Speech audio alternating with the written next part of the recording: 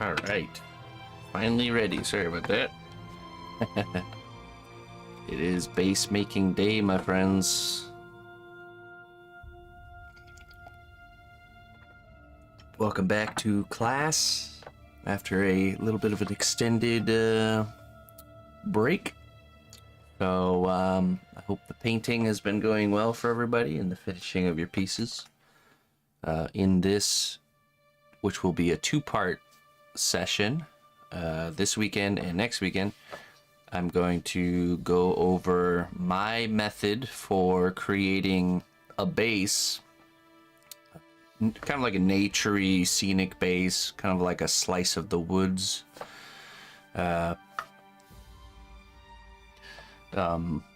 With using mixed media, because there's always the, you could always make a base just by sculpting everything out of cosplay. That's always a possibility, and there's lots of, you know, it creates a different look, and there's lots of good reasons to go about doing things that way. But this approach is the mixed media approach, which is not using clay. It's using other materials to create and achieve our final look.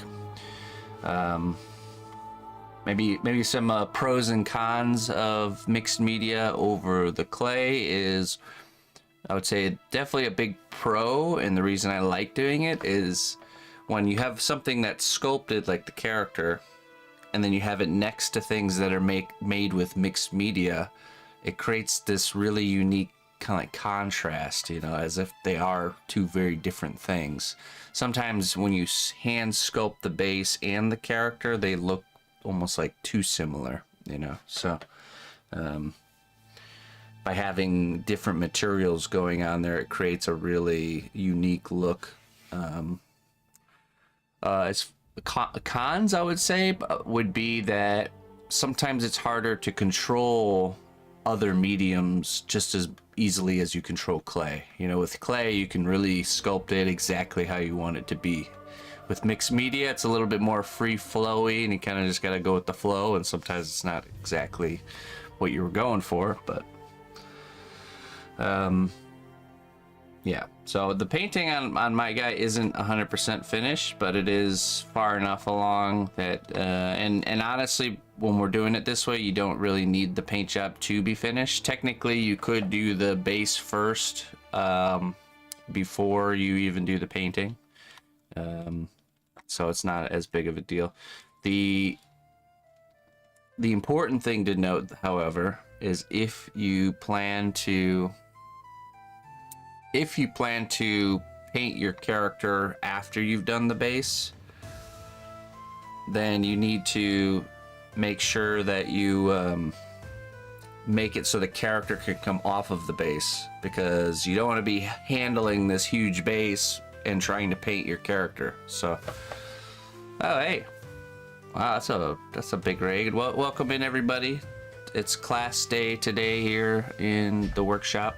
I'm gonna address, usually on class day I stay very focused on the teaching for the recordings and stuff like that, but that's a very, very significant raid. We must address it. Thank you so much there, Dex Bonus, and welcome everybody. I've been working on a series, start to finish creation of this character here. So you guys can go check that out either on, there's a Twitch playlist or there's a YouTube playlist if you want to learn how to do things the way that I do things. It's a very in-depth class where I hold your hand start to finish through the whole process, and you'll see at the end of what I'm teaching today, I'm going to go into Discord, and we got tons of students that are following along, and we can see their work and make comments on it. So this is kind of the end of the class, where we got this weekend and next weekend are the last two for this project. And today we're starting the making of the base. So I'm creating a scenic base using mixed media. So that means materials other than clay. The character itself is sculpted with clay and painted.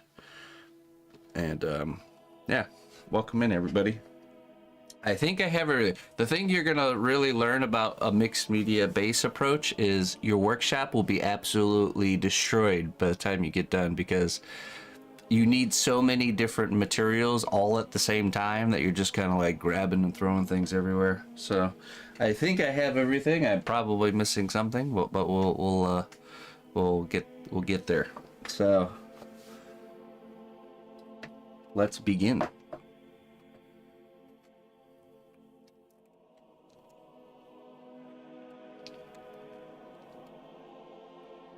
RIP living room, yeah. Yeah, base making day is always just absolute chaos. But yeah, if you guys are new coming in here, my name is cnotbusch. I make custom sculptures for a living here, streaming the creation process, and just creating one-of-a-kind works, all kinds of things, mostly commissioned work from individuals or companies. But Sundays, if you ever see me streaming on Sunday, we're teaching class. So if you tune in during the week, it's very different. It's a little bit more getting work done and casually talking to you guys. This is more of like I'm trying to teach the process as best as I can. So I apologize if there's any missed chats, or I don't have alerts turned on today or anything like that. So that's just so we can stay on target here. So, okay, let's get into it. So, here's the paint job on our guy so far. You can see one of his hat flippers fell off. I have to glue that back on there. Right there. But,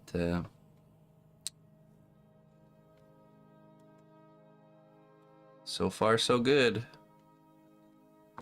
Still needs a lot more painting work, and there's still a lot of accessories that are going to go onto this, but we can get caught up with that after the base is finished. So I usually end up including the original block of wood, and that's because these holes are already fitted. Does cosplay break at time? No, this was so where this broke at, you can see it's the where the cardboard was attached to it. There just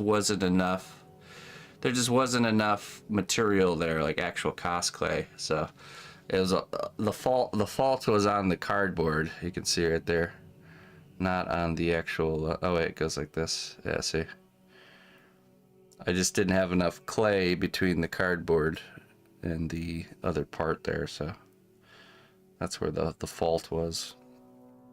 So easy fix, just some super glue will do the trick. But yeah, I mean there are situations where you can push the limitations of cosplay, because it is durable and flexible, but it's not indestructible. So yeah, so over time you kind of learn what those are. Yeah, sometimes you have like really thin little pieces of clay that will just get abused during the painting, and they'll fall off. So I like that the painting process kind of tells you what parts of your piece are.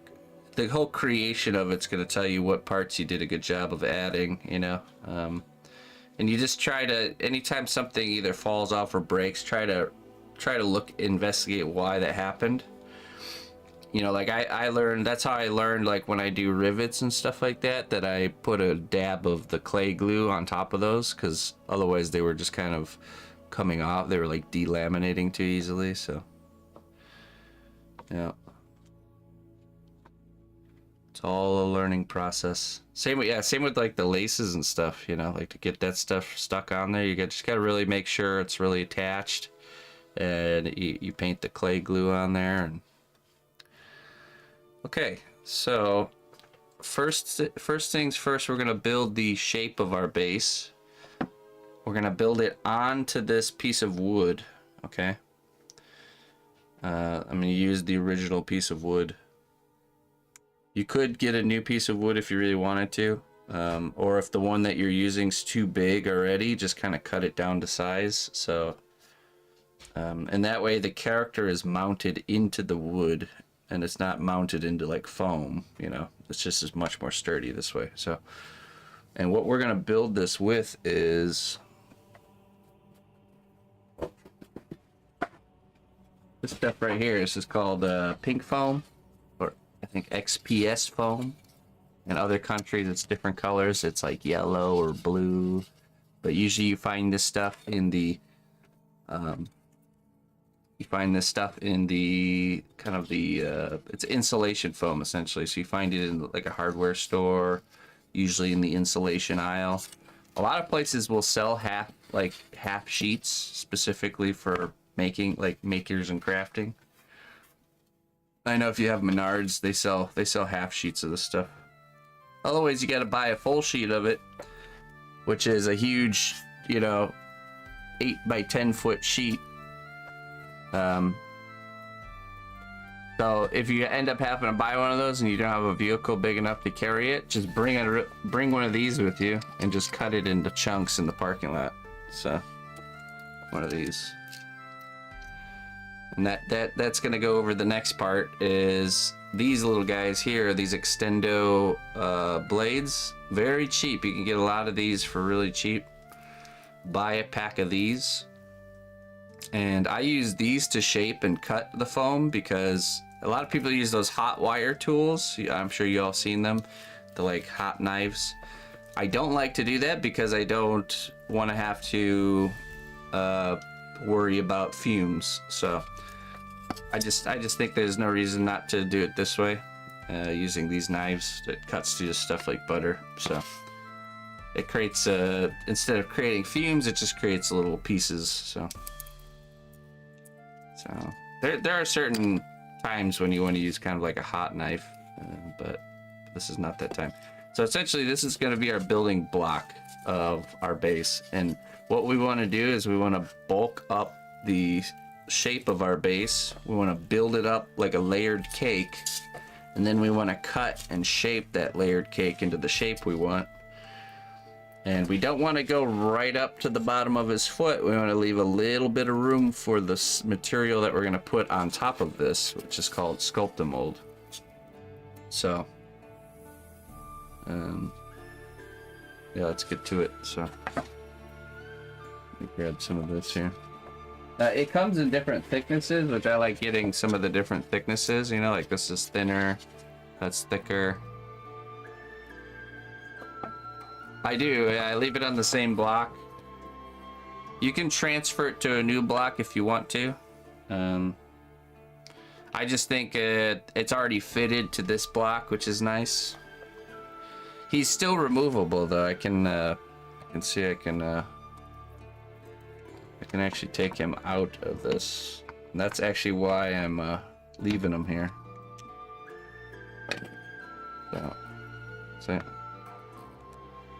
So when I go to paint this later, I can remove it from the wooden block, but then also put it back in, relatively easily.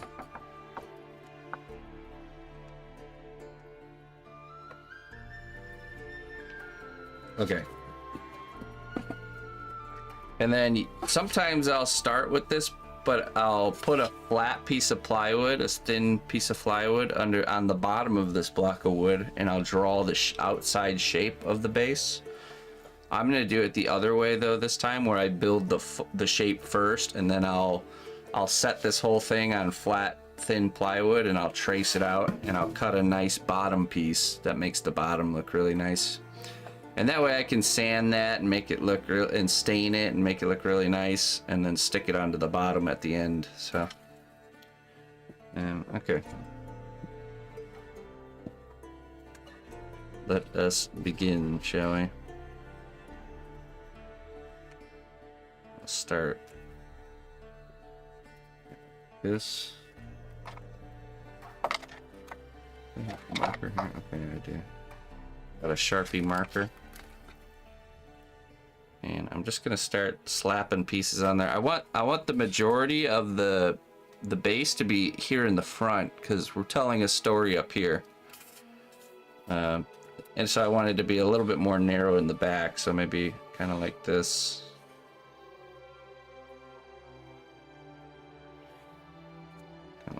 Let's see. And we're just gonna take this and we're gonna cut it out.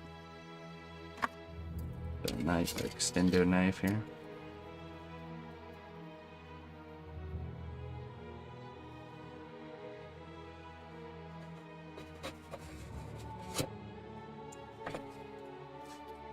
Just like that. See? And we can clean up this a little bit.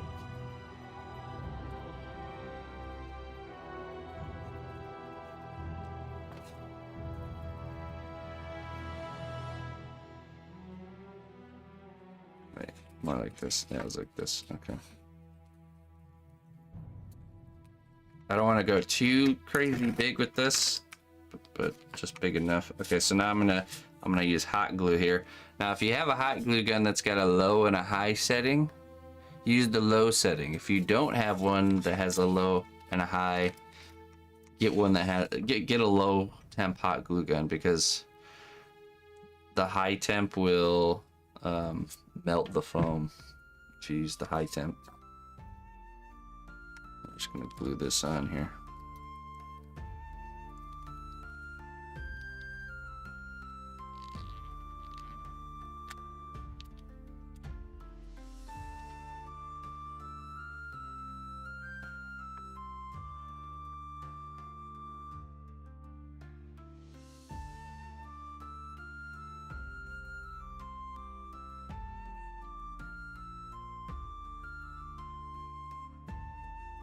Hey, thanks, Thomas.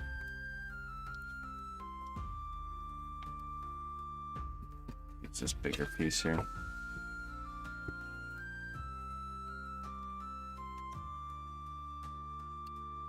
I'm just going to continue the kind of line we got going on here.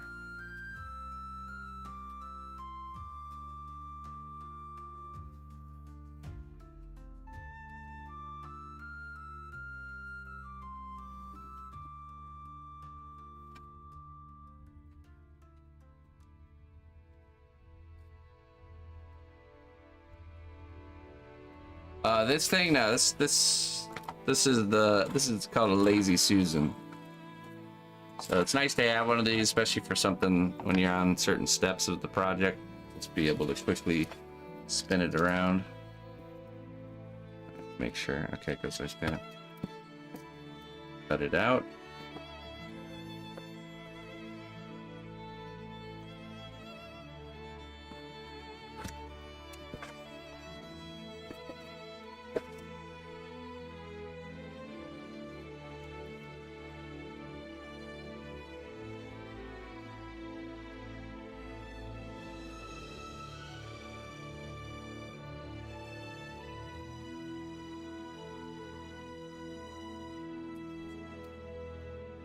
Okay, this time I'm gonna put glue on both these sides here.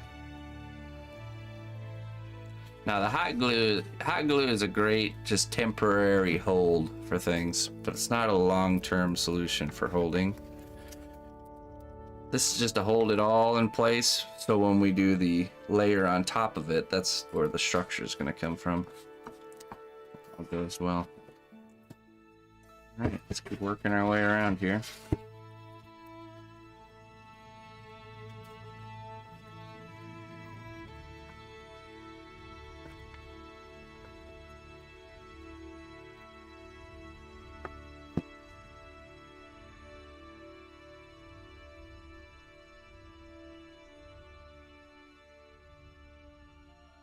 Really shallow on the backside there, just like that.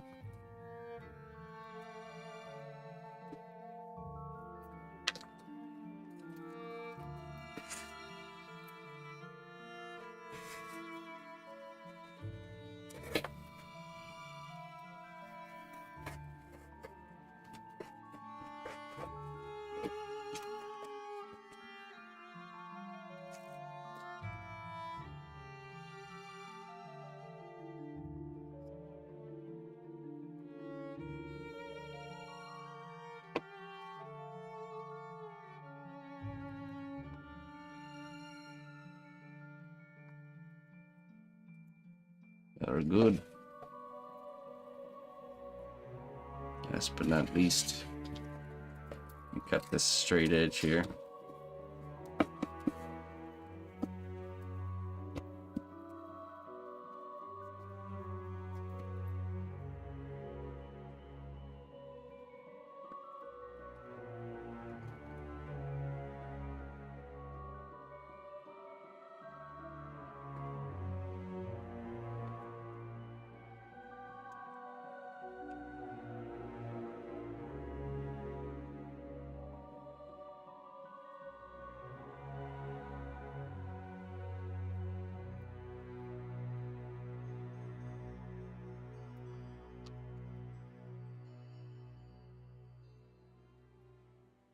When you cut, you wanna slide the knife as you're cutting.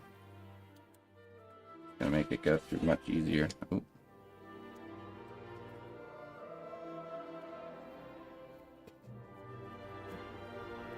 And you'll start to feel when the blade gets dull on the foam. Then you just grab another one. This is called I believe it's called, the technical name is XPS, or extruded polystyrene foam. Or insulation foam is what it is, another thing to call it. It's usually used as insulation for building like houses and stuff. But it just so happens to be, it's really durable and it holds its structure and it's easily carvable. It's just a really good material to work with. Okay, so now we're gonna continue on to the next layer here. I might just add a thin layer so that way we're on the same kind of plane as the piece of wood. See that? Let me grab another piece of this. I got a big piece right here.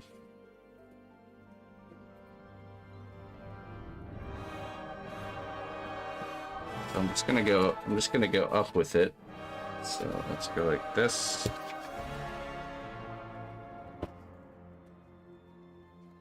And I'm just gonna trace that line right there.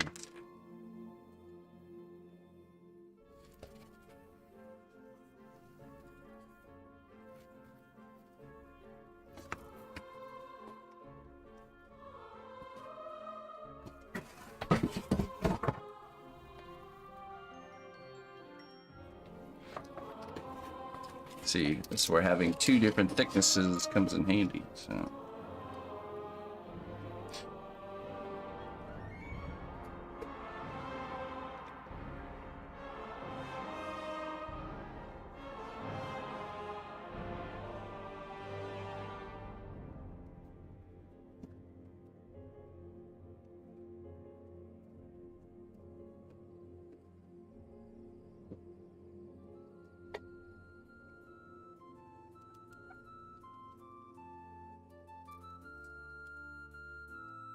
We're gonna build up the height of it all, and then we're gonna cut it all. We're gonna start carving it.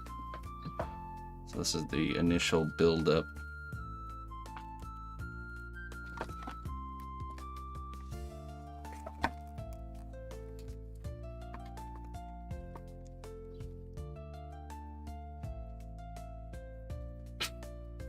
Hey, what's up, Maggie? Let's cut a strip so I don't have to handle such a big piece here.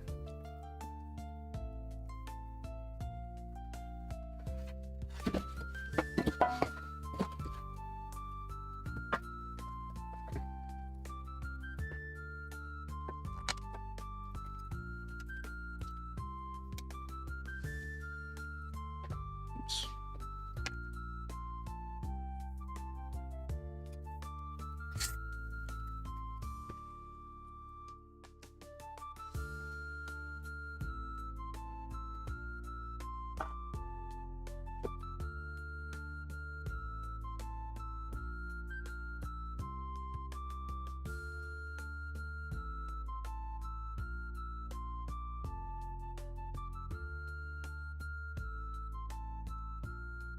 This stuff's also really great for like prop making, or if you're trying to make like custom decorations in a room. You can make it look like wood, you can make it look like bricks. Almost like a scene building, if you will.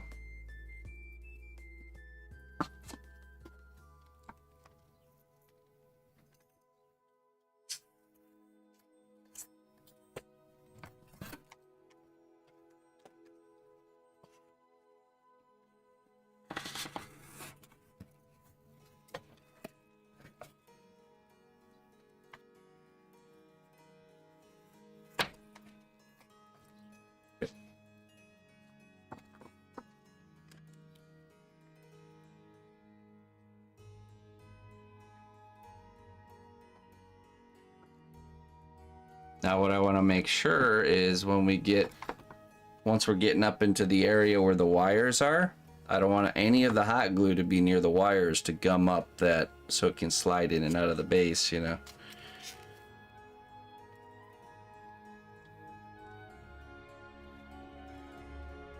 My friend once made a giant gecko for a parade float out of this material. Yep.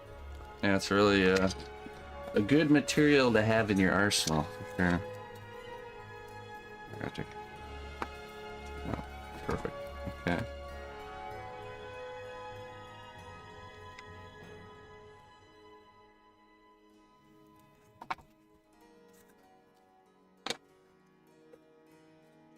The downside to this material is you can't bake this material. You can't heat it up.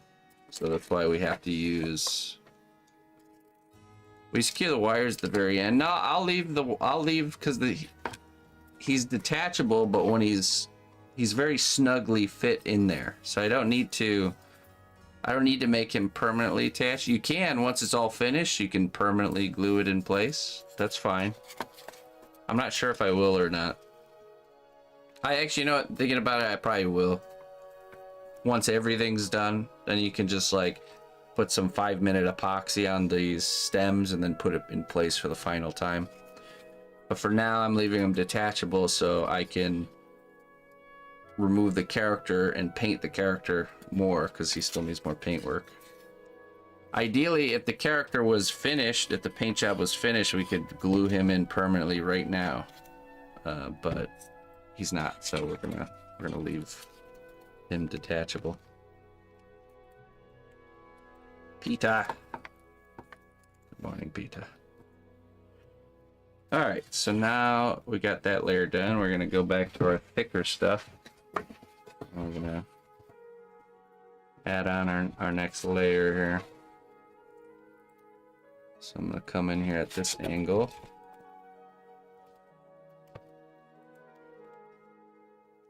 And trace our line.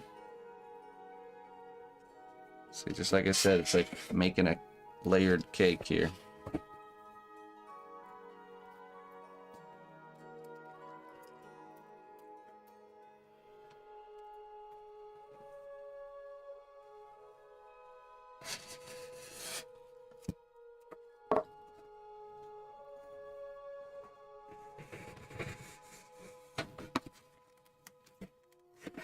Let's do 2 passes and just cut all the way through here.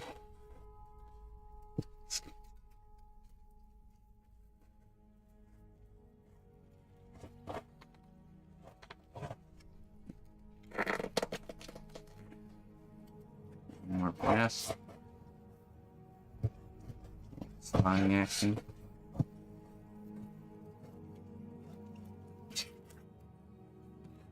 It is pretty fun to cut this stuff, yeah. Yeah, once you start using these longer bladed knives, it's nothing like a fresh long bladed knife. You don't want to be just pushing it through. You always want to be doing a slicing motion, you know, where you're slicing as you cut. If you're just trying to push it through, just straight through, it's not going to cut like that. You always have to maintain that almost like sawing motion as you're cutting. Okay, so I have this pushed up against the wires here. So I'm pushing this up against the wires here, and then I'm going to come with another piece from this side and push up against the wires there. That's going to kind of create our entry points. The only complication I could see, well, let's see if he comes off just with my hands. Let's see, this is what I'm worried about.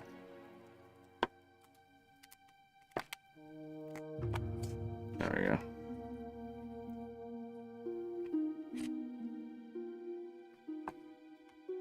As long as he can just be placed and then removed.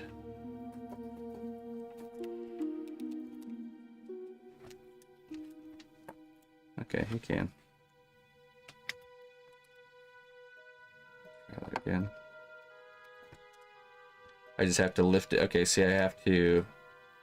Back foot goes in first.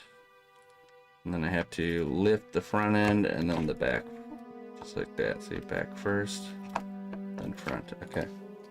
All right. Should be good.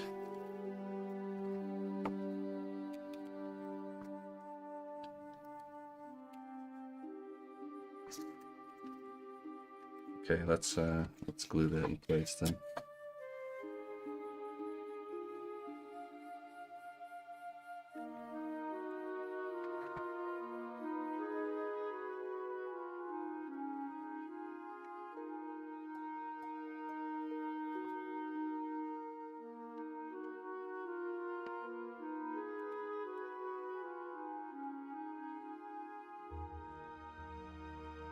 There we go. Now we don't want it to be like really pushed up against that wire, creating pressure, because that's going to make it much harder to get in and out. So it's just right up against it, just touching it. Now,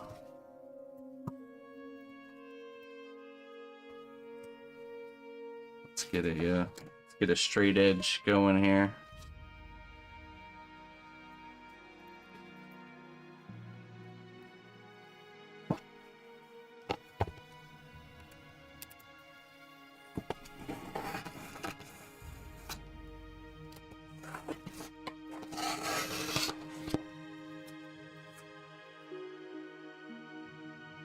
It is.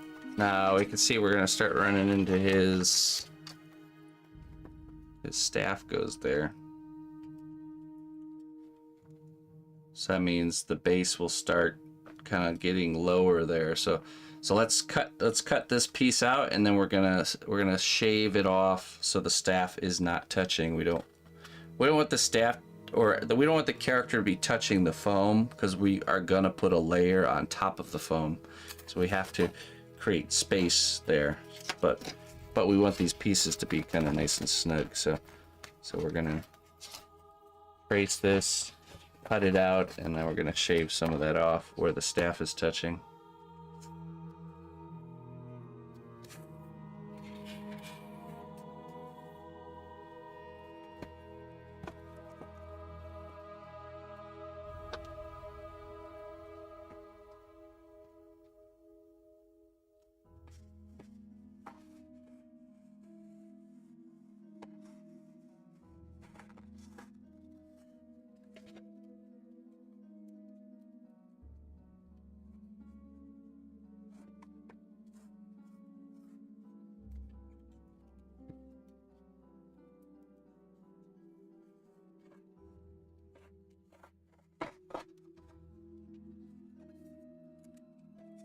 One of the feet's nearly touching, yeah. And we're gonna carve away this material too. Right now you build it up first.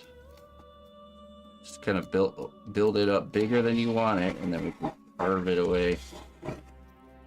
Get our final shape.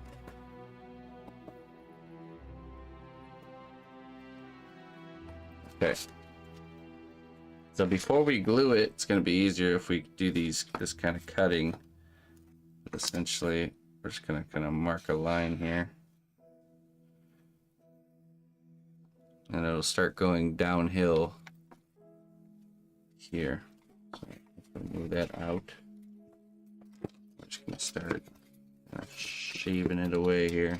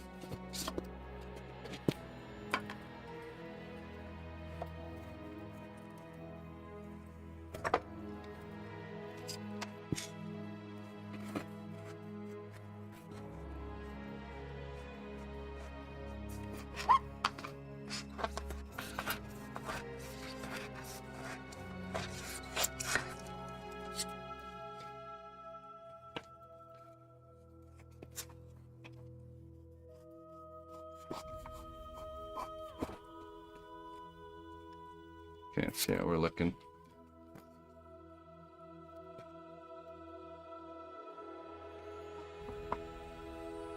Close, a little bit more though.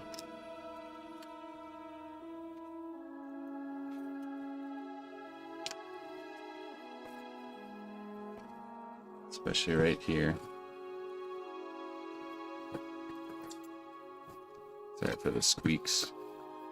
A little squeaky sometimes.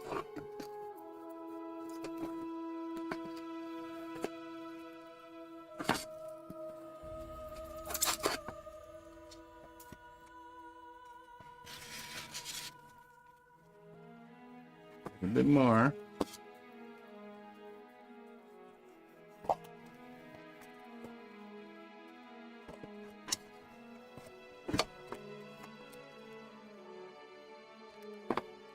There we go.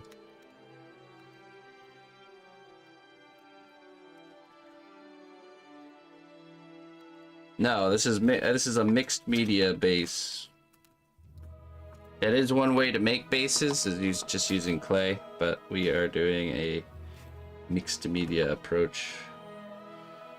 Okay, so now we can glue that in place. It's good. Need another glue stick.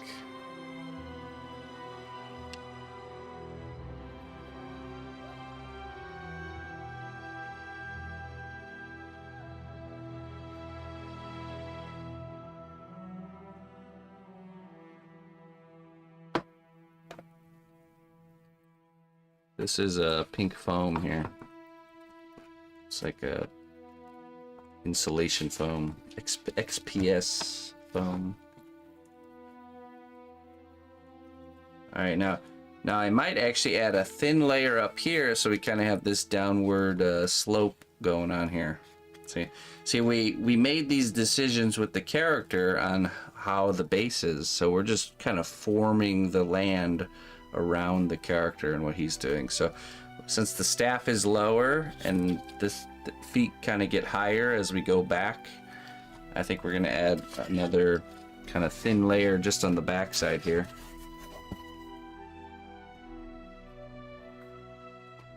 Kind of like this, and then we can taper that down.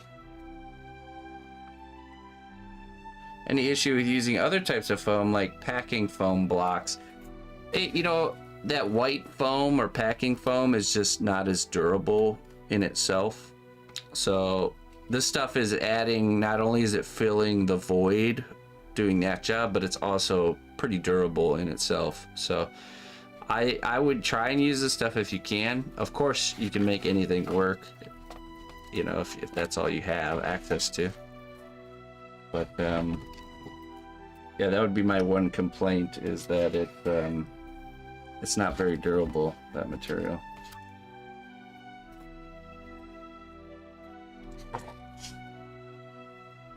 It's also a little bit more messy because it's kind of like the way it falls apart with like the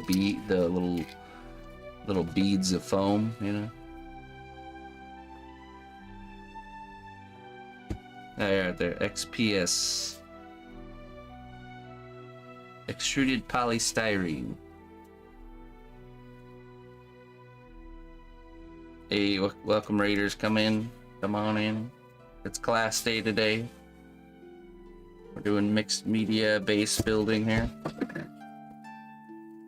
Thank you, Animair. Alright. This one's far more dense, yeah, exactly. There used to be a foam I used that I just can't find. It's like I can't find it again. It was called 20-pound foam. And it was foam that was like the density of wood that you could shape and refine into like really finished products. And I used to build prototype products as an industrial designer using this stuff, but I just can't find it. I don't know where the heck you get it. It's like such a specialty material. You could sand it and polish it just like wood, but it was light like foam. We called it 20-pound foam. I feel like it's just called something else. I just can't really find it. was like a yellow color.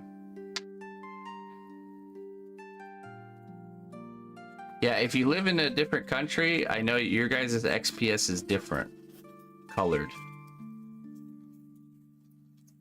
My father-in-law from Germany sent me some in a package, and it was like yellow, but I've also seen it blue and green. Usually has that pale color. It's all the same stuff though.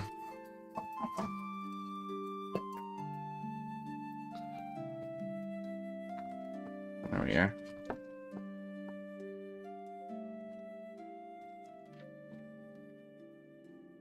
I might even do another tier above this here. Well, let's glue this one down first. Well, actually, no, let's not glue that down first. I got a bag. What you do is at the end of your foam cutting, you hang on to all these little foam bits, at least the big enough ones, and then you just kind of have like an inventory of little bits you can call upon.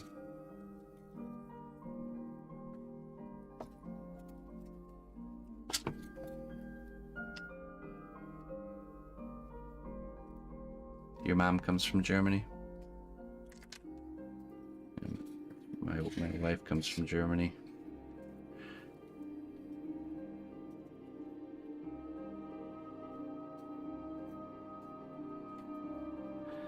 The Germans.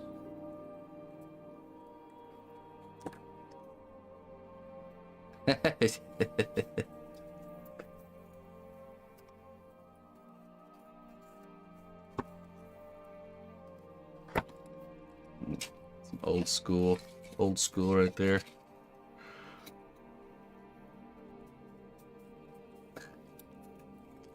All right.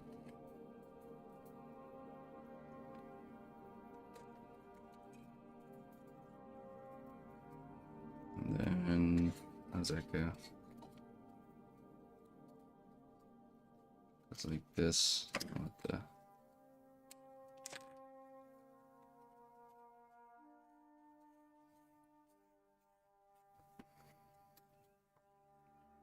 Do an angled cut there.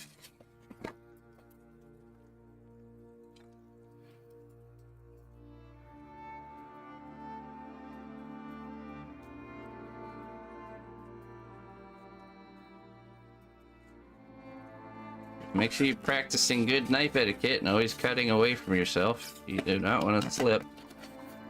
Cut yourself with this. Trust your gut. If you feels like you shouldn't be doing something, you probably shouldn't. If it feels unsafe, it probably is. Okay, cut that a little bit more.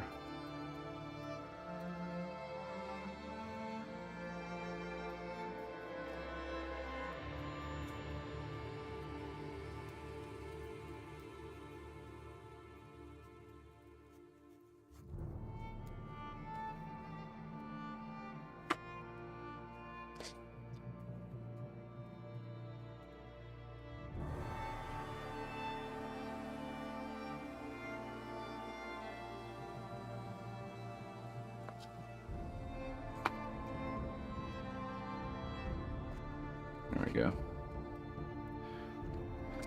And then that will end up looking like this.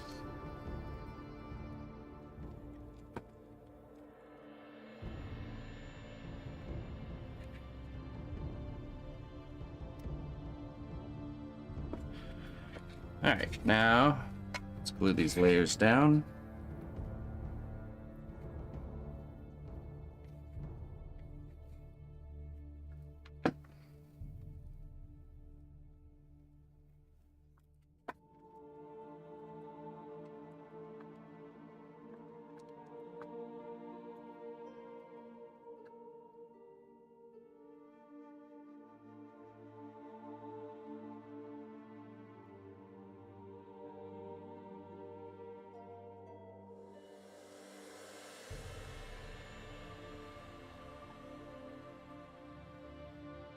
It's kind of the basic buildup of our base.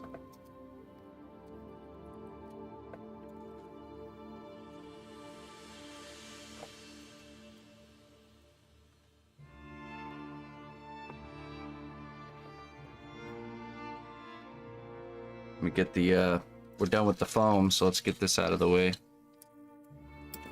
Oh, we're not done with the foam, actually. Now we gotta start carving it and planning.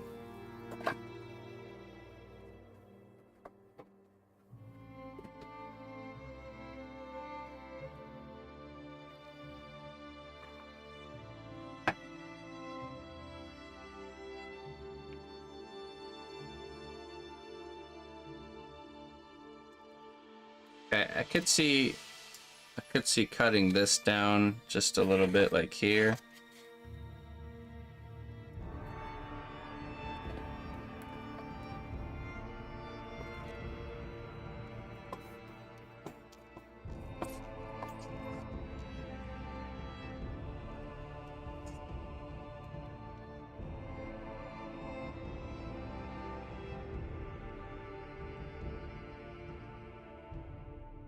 Minus 50 points for Dragon.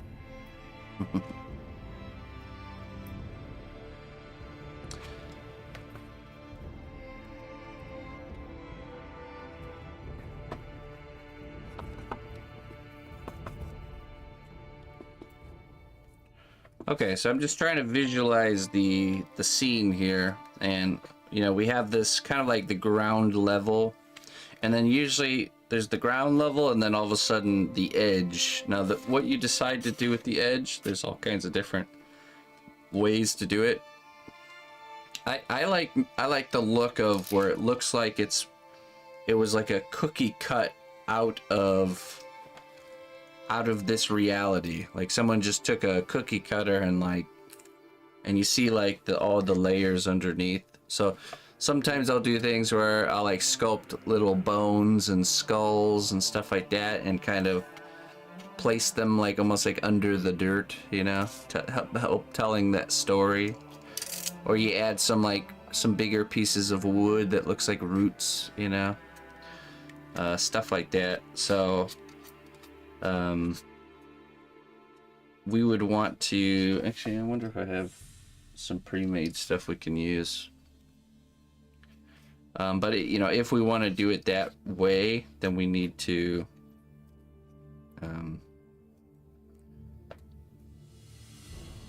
kind of carve this in a little bit so there's room to actually add that material, because we want it to have almost like where the top is wider and it gets narrower as it goes down type of shape.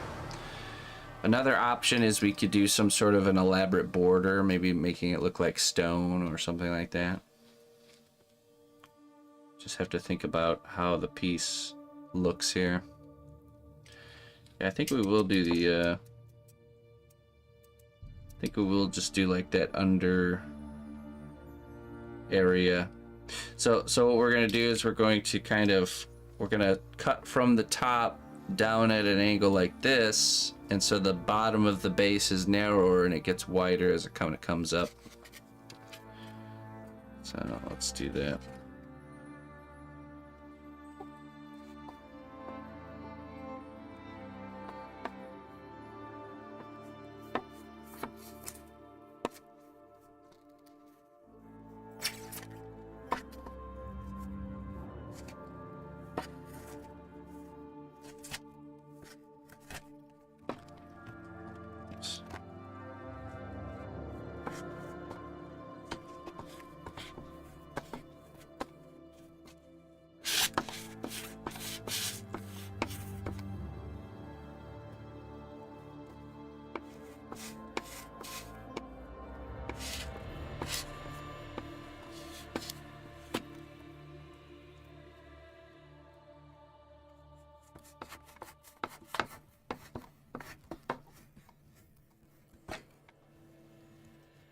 Small footprint, that's right.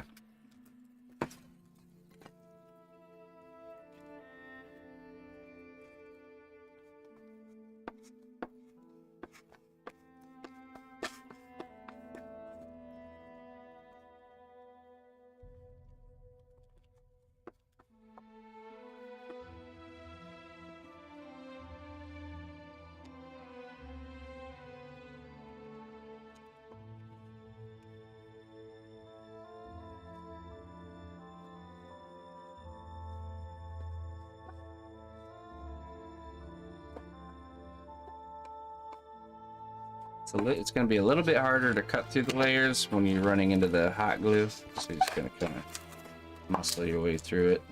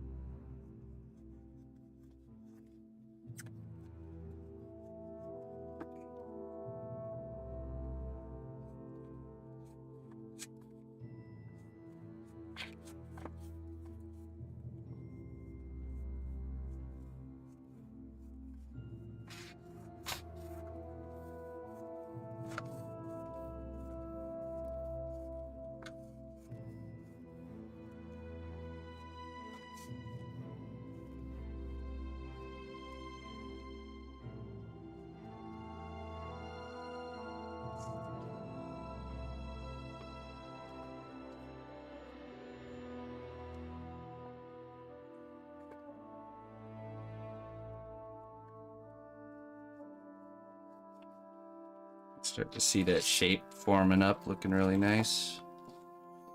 I'm contemplating leaving this backside even kind of protruding out and doing almost like stone here, right? Or like maybe this is like the cliff edge, right? And then this is all rock face down here. And then from here on, it's like dirt. And this is the just kind of the edge, you know, you have the grass hanging off of the edge, and you know, underground you have maybe some bones and roots and stuff in the dirt. Yeah. See, this is where the best ideas come. While you're working on things, you just kind of gotta go with the flow. That's why sometimes having a really structured idea in your mind can be detrimental, because you'll ignore things like this and continue with the plan, you know. So, but I can really see that. And then we have like this dual nature to the base where you have kind of dirt and foliage and the mushrooms all over here, and then we have the jagged rocks and cliff face going on over here. So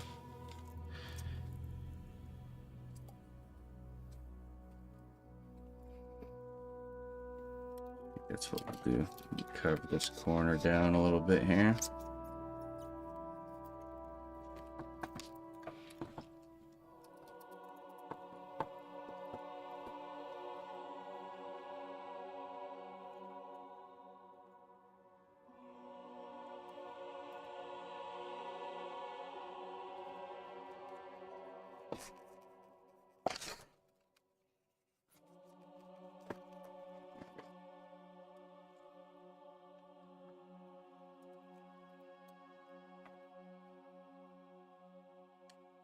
Okay, so we've settled on our idea for the base, and we have our kind of our shape built here. Now we have to think about the next step, which will be to add our sculpting mold to this kind of dirt area here. So I'm going to introduce you guys to that material. Just gonna think about this for a minute here. You know what, let me see if we have what we need as far as like the sculpted elements go, because ideally we could do the sculpt the mold up here, but under here, if I want to add things like skulls and bones and stuff like that, you want to have those made and even painted already, and then you can kind of incorporate them into the material as you're applying it. So we might just do the sculpt the mold up here and then have to sculpt those props before we do it down here.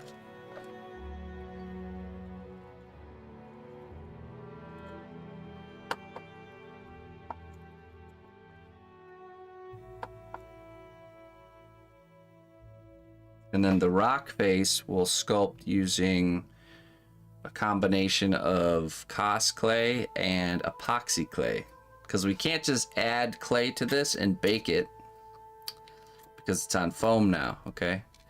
But what we can do is we can take Kosk formations using a rock and bake them, and then stick them on here, and then use epoxy clay to kind of blend them all in. So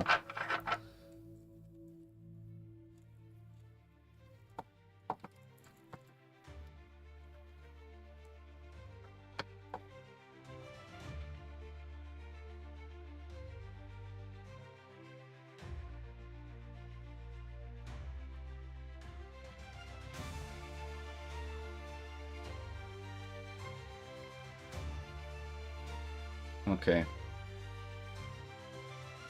All right, let's look through my bin of items. See what we have to work with.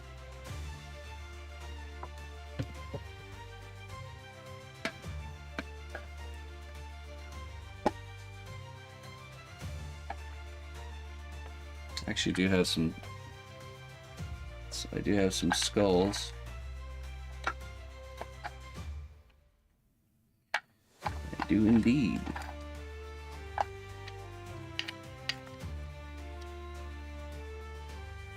Couple little tooth bones.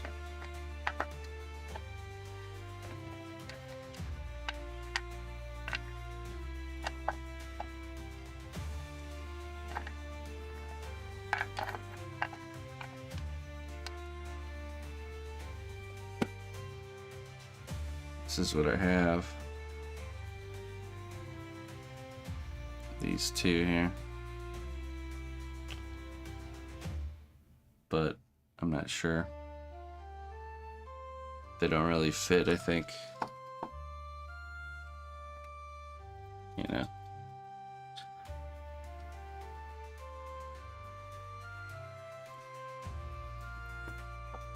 No, so let's, you know what, let's stick to doing just the sculpt and mold. We'll do just the sculpt and mold on this part right here. And then I'll show you guys how I'm going to sculpt the rock formations with Kosk clay. And then that should probably be it. But then at least you see the sculpt and mold step, and you'll see how we're going to approach the rocks. Animal skull, yeah, animal skull, and some like leg bones and stuff like that we're going to make. I'm just trying to think of what I need to show you guys here so we can... because the idea is we need to be to the point where the sculpt and mold is dry for next week, so I can show you guys how to really finish this in the next class. Okay, let's do this. Let's do this step here. I'm gonna need a few things. So we're done with the foam. So ideally what you would do is you would have any sort of props or accessories that you want in the dirt done, like the bones and all that stuff, before we do this step. I'm going to do this step just on the surface, and then the step under here where the bones will be, I'm going to do that just in between as homework, because I don't have the bones made and we just don't have time to make them right now. But it's essentially it's the same process. I'm just going to be sticking the bones into the material. But yeah, let's get this sculpt and mold step ready. Now this material is really cool. When I discovered it, it was like, oh man, this is the stuff right here. It's called Sculpt and Mold. Comes in a white package like this. And I discovered it because I always wonder, I was always trying to figure out ways to make bases look more like real, more like actual nature, and to make dirt look just like actual dirt.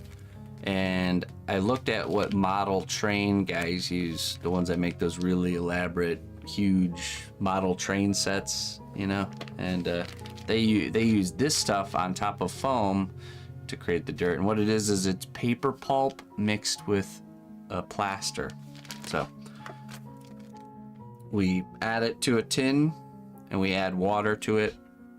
It creates like a mushy sculptable medium, and we're just gonna kind of spread it on like frosting.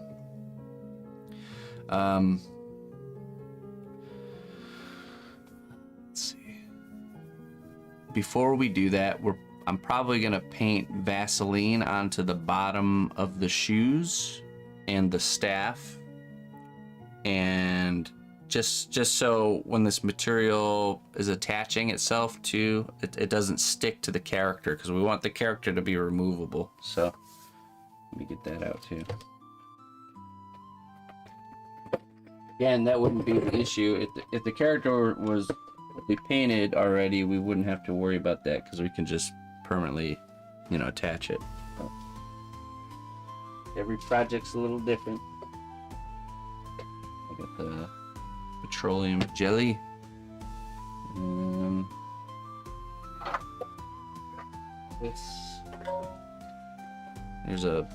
I use these loaf pans. You can get these loaf pans at like the dollar store with the non-stick in there. I use these to mix sculpt the mold. So need a loaf pan. To sculpt the mold, we need water, which I have to go get, I think.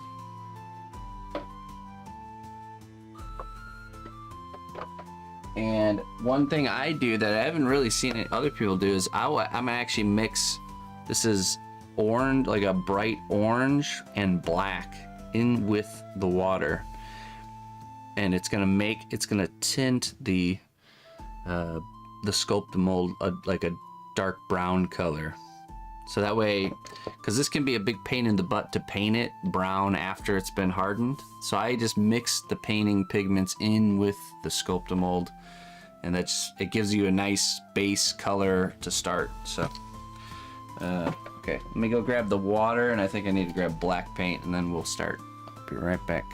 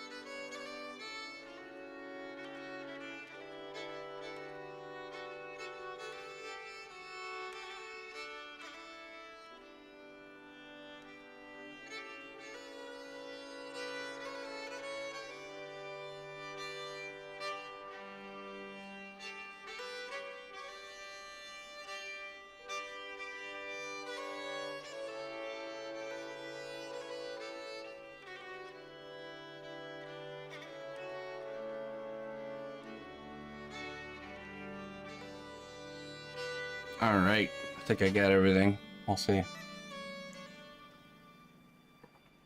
It's like paper mache clay. It's different. So paper pulp is more of like if you took toilet paper and you shredded it up finely, that's paper pulp. And the whatchamacallit, the plaster is mixed in with that. I mean, I guess it's kind of right.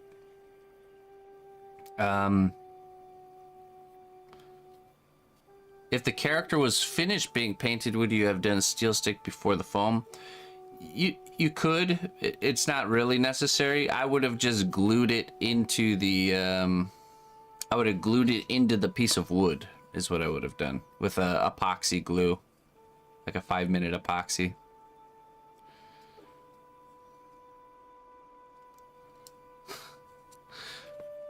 There you go, Crunchy. Careful. I'll sneak up on you. Alright, so first step is we're going to petroleum jelly the parts of the sculpture that we don't want to stick. Why orange and black and not brown?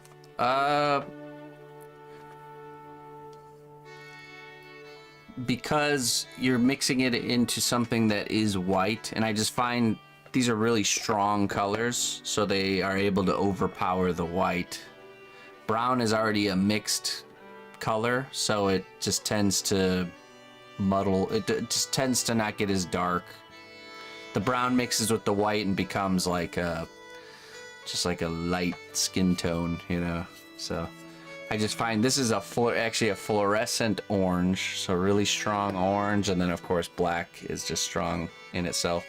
And I don't use my expensive Reaper paints for this step. I buy like cheaper stuff, like that's folk art, because you're gonna use a lot of it.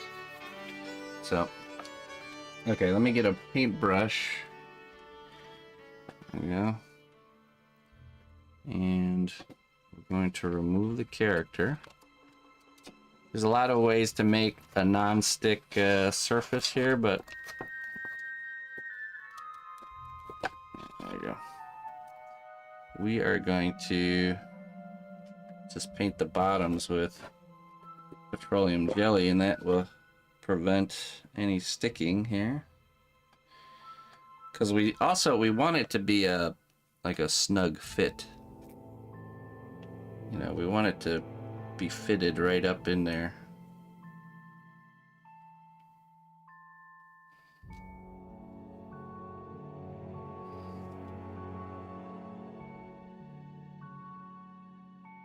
So we want it to go right up to the bottom of the shoe. And we can go in, we'll go in and remove the petroleum jelly once it's all set.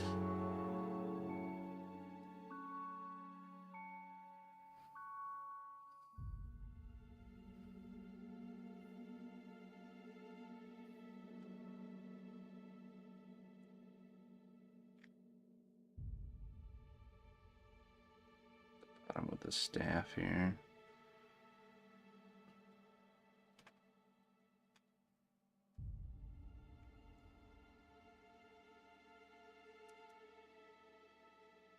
Should be good.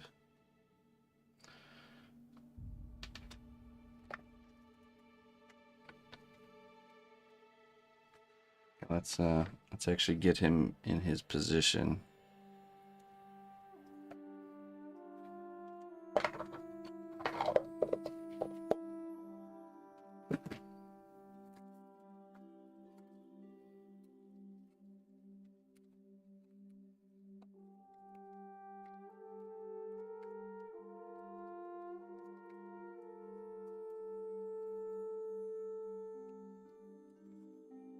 I was worried about being a hard part is lining it up.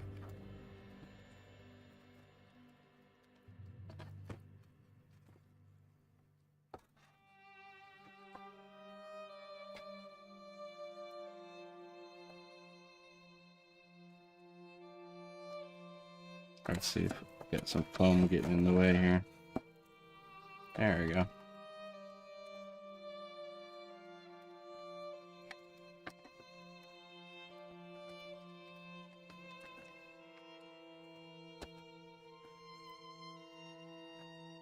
No, that's not right.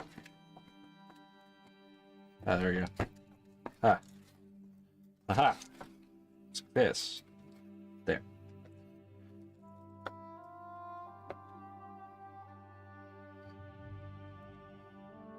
When you paint the base, will you use Reaper paints? For some things. You don't have to. It's such a large canvas that it's better to use like a, you know, more inexpensive paint for that part. Plus, it's not like you're doing any crazy texturing or shading or anything like that, so. Okay, so I got some tongue depressors. We got our sculpt the mold here. We're gonna put some of it in here. I'm gonna mix up our first batch here.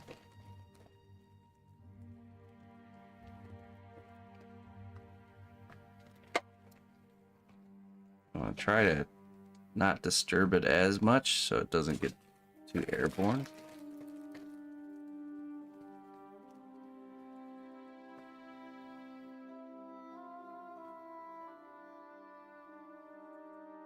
There we go. That should be enough. Now I do our orange paint here. Just gonna more than you think you need. Okay. A little bit of black.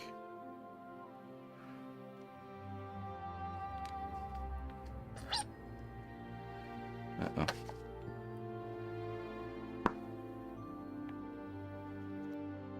This might be out.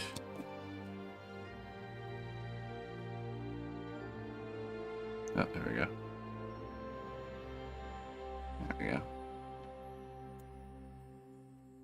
Perfect. Yum. Bon appetit.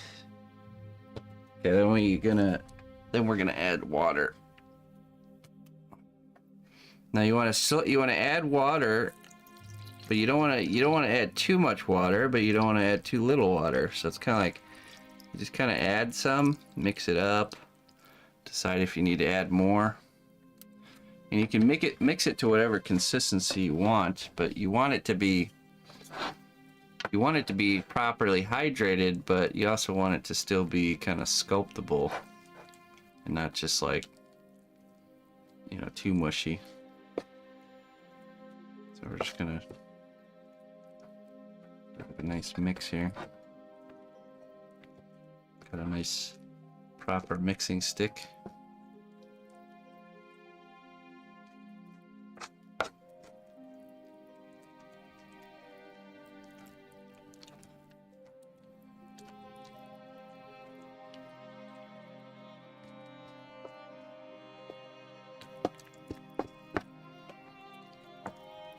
I would say the nice thing too about mixing the color, mixing it instead of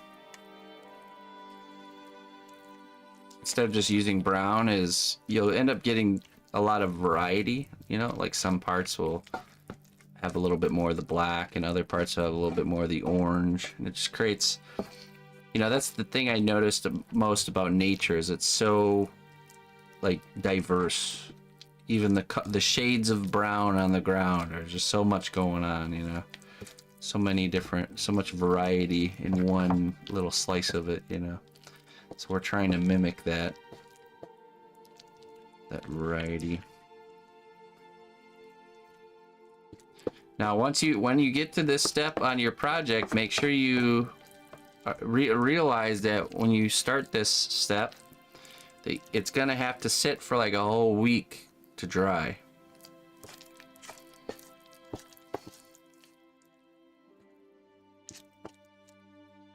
Depending on how thick you go. If you go thicker, it needs even longer. Yeah. It can take a while. It'll be dry to the touch probably in a day or two, but for it to be thoroughly dried all the way through, it can take some time. So you want to give yourself definitely time You want to make sure you're at a point where you can stop working on the piece for a little while. And you can see we got a very convincing looking dirt here. Muddy dirt. I'm gonna give it a nice thorough mix, make sure there's no hidden chunks in there. The consistency is good. This is kind of what we're looking for. Okay. Now.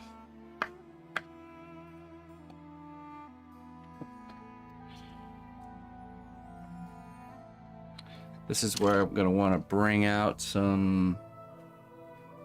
Oh yeah, I'm gonna introduce you guys to a few things I like to do in this step. I couldn't find my bigger rock, so we're not gonna do it. Usually I have big, like kind of like bigger size pebbles, really fine pebbles, sand, and this stuff, which is called Spanish moss. Spanish moss, which looks very much like small tree roots. Looks like a lot of things. Really nice material. Then we have some of these like finer gravel here. Little bag of sand there.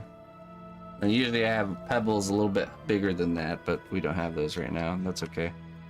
Not 100% necessary. And what we're gonna do is we're gonna take a scoop here. We're just gonna kind of get it on there. Oh, there's some unmixed.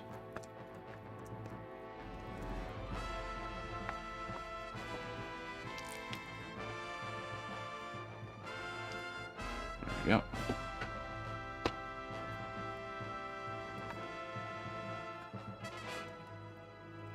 We're just gonna use this and we're gonna spread it around. Be very careful when you get to the feet. And we're creating our ground here.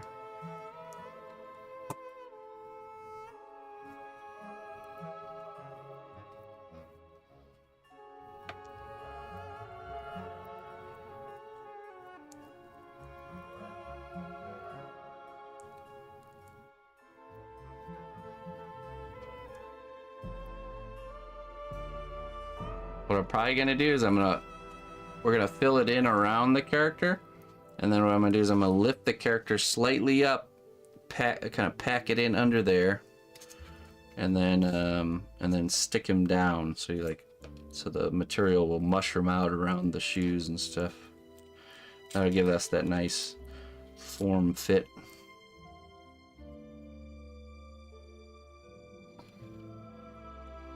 Another thing here, because we're planning on having these little mushrooms in here, you can add those now if you want to, or you can, what we'll do is we'll wait for the material to harden up, and then we'll drill holes and kind of glue those in place, which I like that method better because you just know they're on there and they're not going to move around. Sometimes when you just stick things into this material, they'll kind of pop out later and you have to glue them anyways.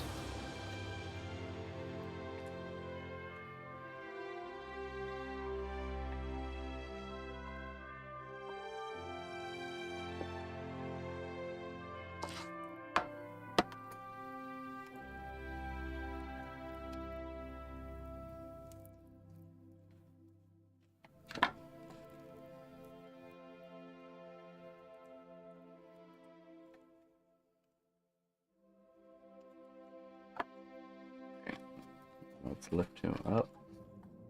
You know, let's just set him down to the side here. Make this a little easier on ourselves.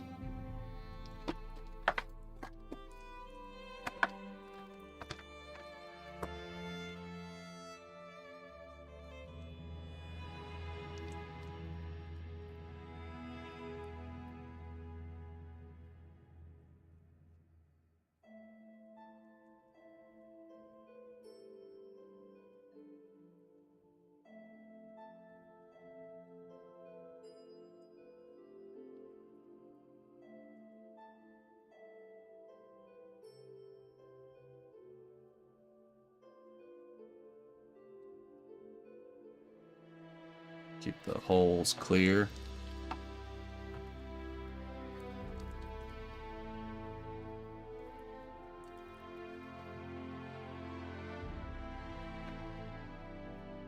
Sculpt a mold. Sculpt a mold. That's what it's called. You can buy it or you can make it.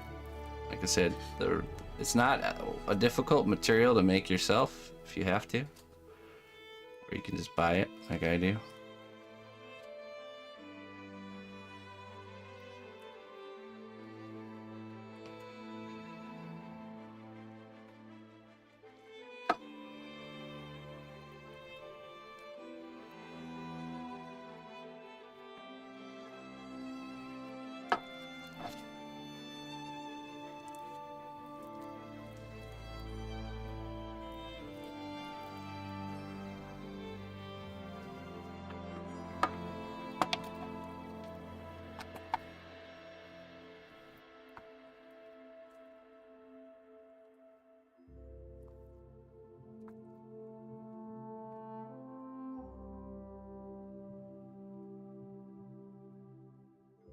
I'm gonna take this, I'm gonna pull this way, and it's gonna create this nice kind of like overlapping edge here.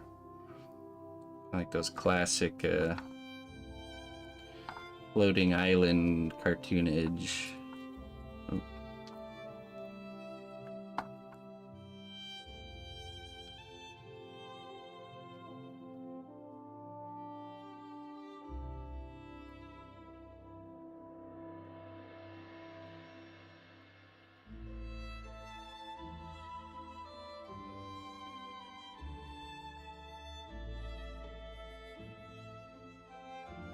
And this material, once it hardens, is very, very hard, really durable.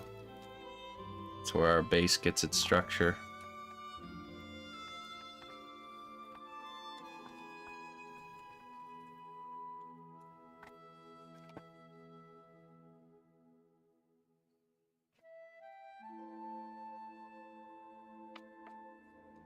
Just get the rest of that on there.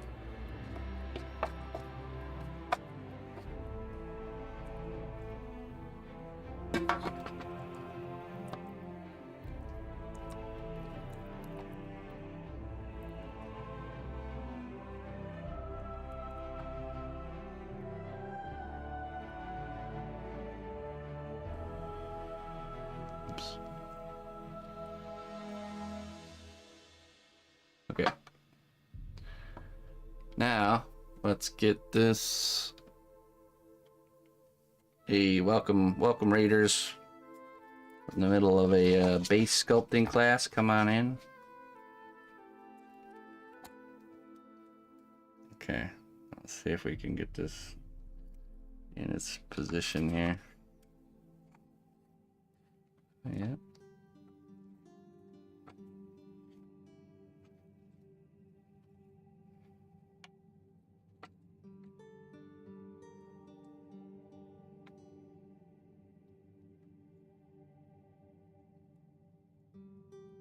Like, see, we need a little bit right here. So we can pull this away.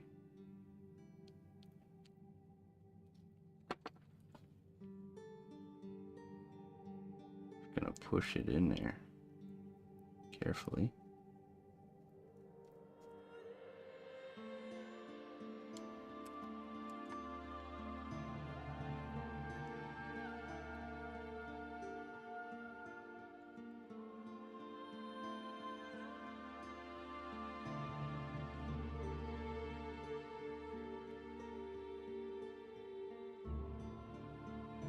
So that looks pretty good.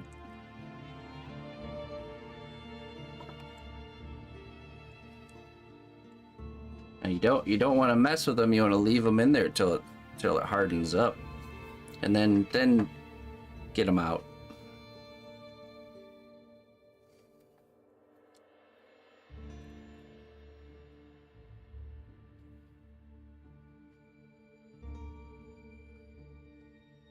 Hey, thank you. Thank you for the kind words. We'll see you again. Now, this ground here, this is just the dirt. It's going to be covered with, oh yeah, let's do the next step. So, I always like to add like these little kind of like kind of tree roots along the ground, you know. So we're just going to take this, and we're just going to kind of push them into the sculpt mold here. Just going to add another kind of layer of texture.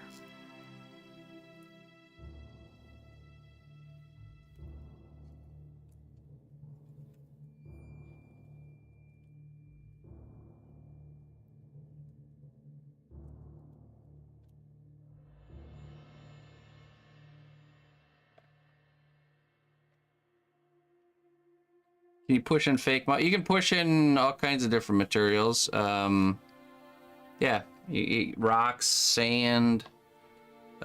Just imagine you're doing everything that's under the foliage. So everything that's under the grass, everything that's under the... you're making the dirt layer of your project. You know, so there's going to be... This is just... You know, we work in a layered method, so after this hardens, we're gonna glue on more things and just build up more diversity, more layers, and it's just you can create a really nice environment. You know, really a realistic looking slice of your universe.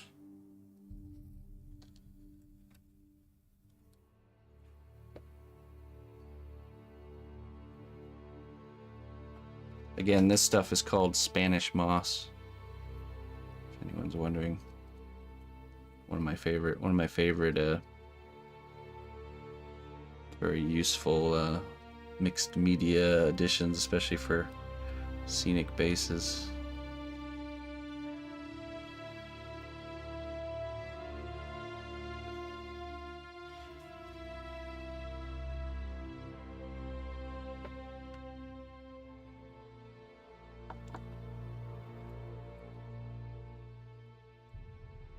Spanish, yeah, very fancy. Fanciest of mosses. Okay, so now I have some of this gravel. I'm gonna add a little bit more of the gravel towards the cliff face. So fine gravel.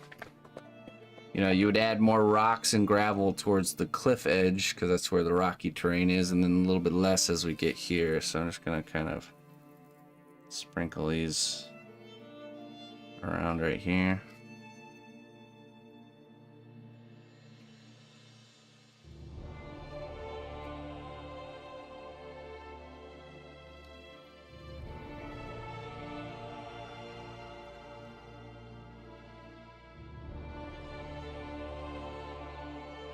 What kind of gravel?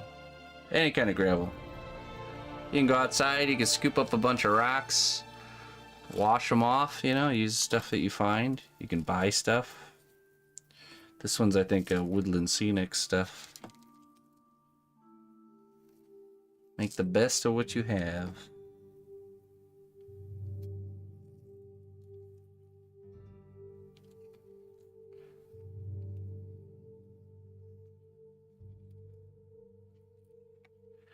Yeah, there's so much to explore when it comes to this mixed media approach. Lots of, I think you can find a lot of your own materials for this stuff. You just gotta learn how to process it in a way that, you know, you don't have any living entities in your artwork. You know, using vinegar and heat to purify anything that you're using from the outdoors.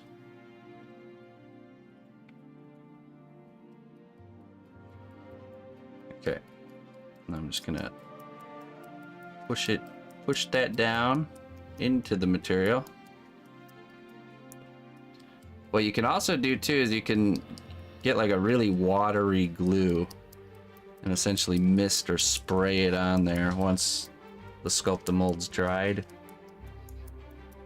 But I'm just gonna tamp it down.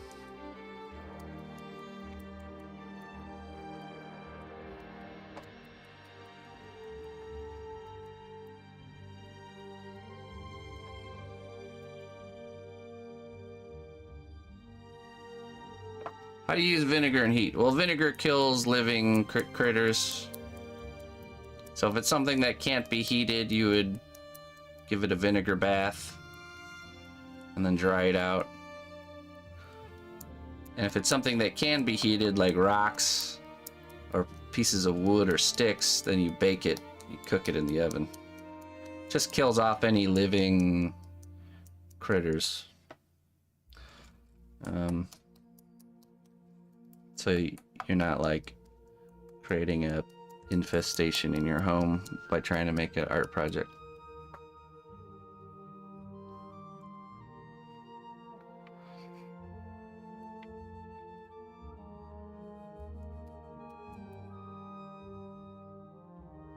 Don't put bark. Yeah, put it in the, bake it in the oven.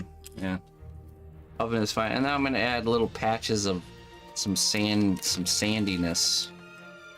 This will create a little bit of a kind of color diversity. There's little bits of rock in the sand here. Couple little spots, little patches here, and then again towards the cliff face, it's gonna get more intense.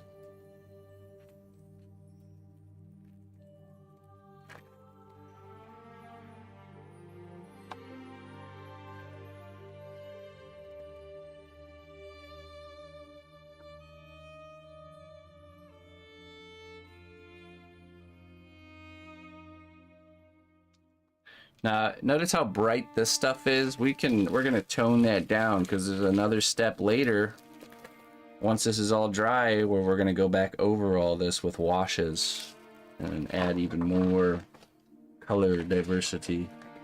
Okay, and let's give it another tap here.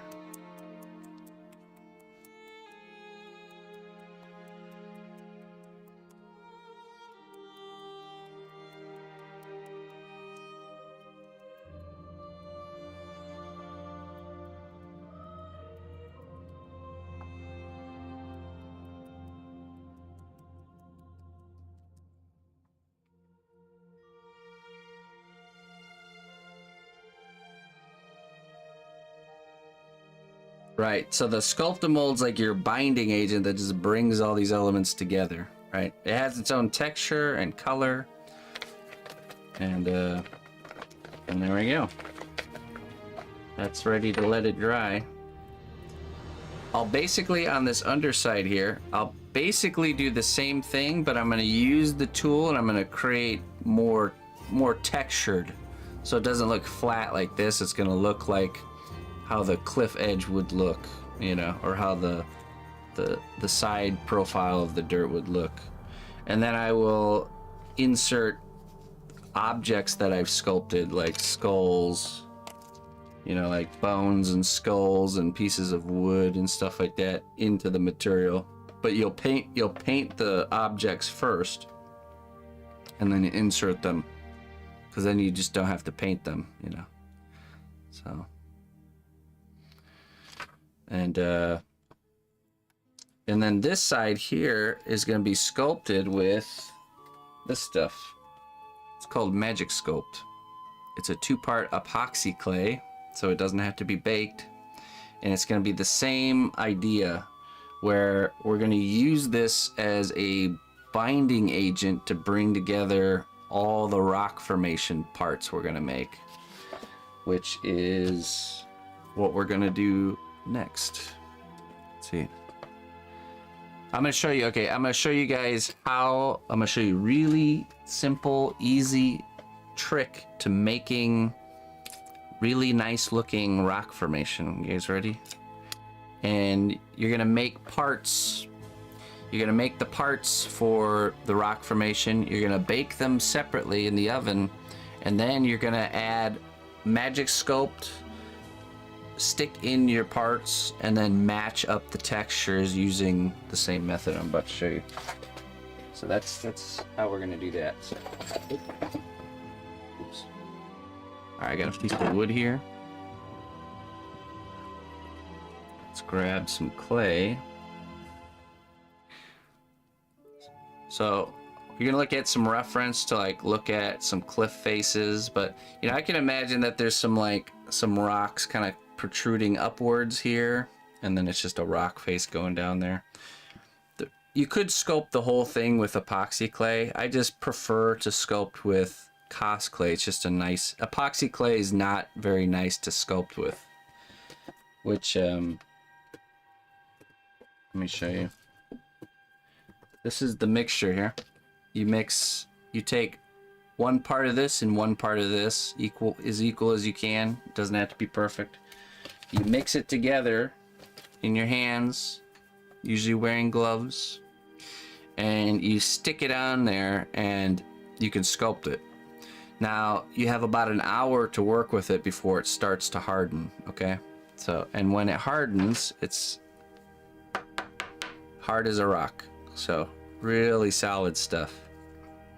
So that we're gonna use that just like we used the sculpt mold here on this section, and we're gonna stick in these like rock parts that we make out of Cos clay, you know. And the way you're gonna texture all of this rock face is you're going to use a rock. Okay? Let me just show you kind of what that looks like. So you can make some parts like this with like a flat back that you just kind of push on these cliff faces here. But essentially, you're gonna find some nice rocks outside. Usually ones that have like a nice edge like this are really good. And we're gonna get some of that rock texture on there, just like this. You use the rock as a sculpting tool, and you're gonna look at reference to kind of see how rock formations look. Usually they're very angular, you know, they got a lot of like flat planes and stuff. And you know, sometimes they have these little like undercut spots like this. It's really hard to go wrong here with the using a rock to sculpt rocks method. And then once you got your part textured, you take, let's see here, go in with let's see, where's it at? I need a particular tool.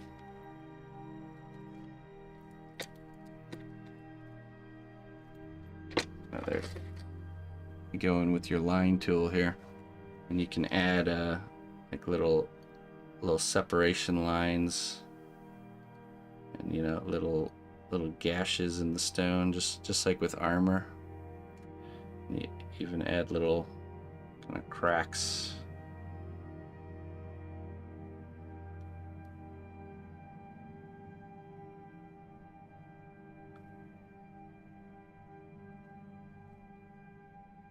See that?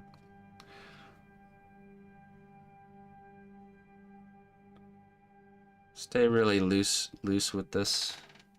Doesn't have to be super perfect or anything. Once it's all painted up, it's gonna look really nice. And you'll create your rock face using the Cos clay pieces, and then in all the in-between areas, the sculpt the mold, you'll just texture and do the same methods. So, and I'll sculpt this whole, I'll bake these parts and then have a bunch of these parts already made. Then I'll do probably half at a time. So I'll mix up enough material to do this half, really sculpt it so it gives you time, and then sculpt this other half and push these pieces in place. This underbelly area, all I'm gonna do is I'm gonna make my bones and tree roots, and I'm just gonna push the sculpt mold in there and then stick those parts under there and texture it, and add more of the Spanish moss. And that is the point that we want to be at for next week. So all that work needs to be done and hardened. And next week we're going to get into the next phase, which will be painting and gluing and adding foliage and all that fun stuff. So we're gonna add in our mushrooms. We're gonna glue on. Let me show you. So this is one thing to get in the habit of collecting, but I have bins and bins full of. Will I be working on this on in stream too? I'm not sure. I can't say for sure. I will need to get that done, and I will probably need to get it done earlier in the week because, like I said, it needs time to dry. So possibly. Or I have to put in some midnight oil time.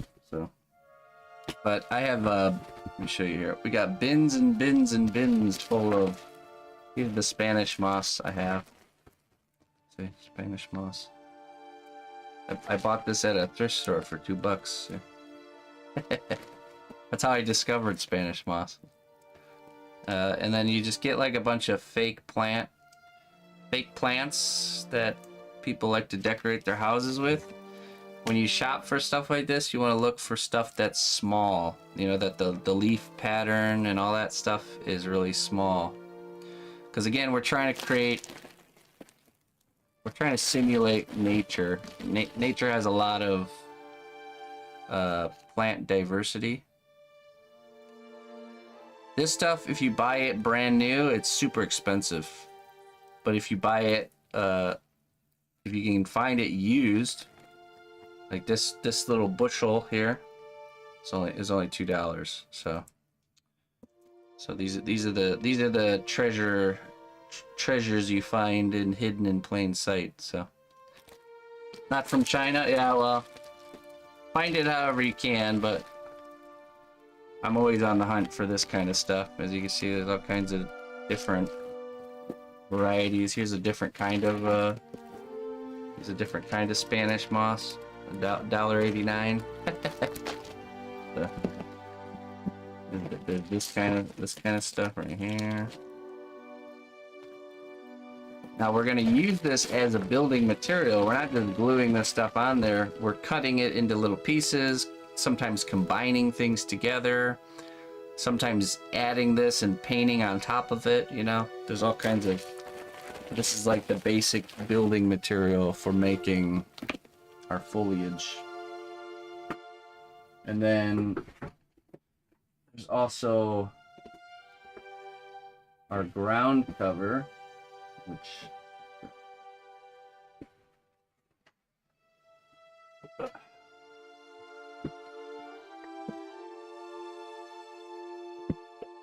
is my my bin of mixed media. So like this kind of stuff is pretty cool. And then you got the static grass. This stuff right here, this blended turf is really nice.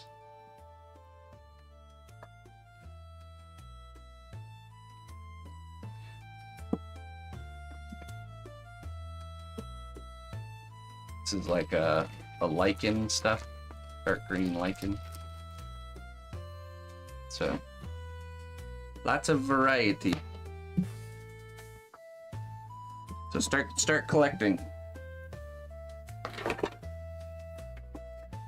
If you can get that like some sort of like turf material, I'm pretty sure it's like sponge that's been blended up, like green sponge that's been blended up. We'll use that as a base layer where we want the plant material to be, because we want the dirt to be exposed in some areas. We want plants to be growing in other areas. And then of course we're going to have our mushrooms that we're going to stick in there too. So we're going to just use all this stuff. We're going to drill into this and glue, and should be nice. That's what we'll need for next time. So okay, that's going to be it for the learning portion of the class today. Now let's get into your guys' work and see what you all have been up to.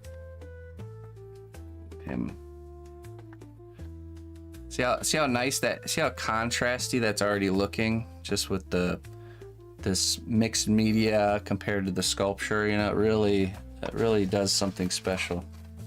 I've always enjoyed the mixed media approach. Okay. Let's get over to Discord here.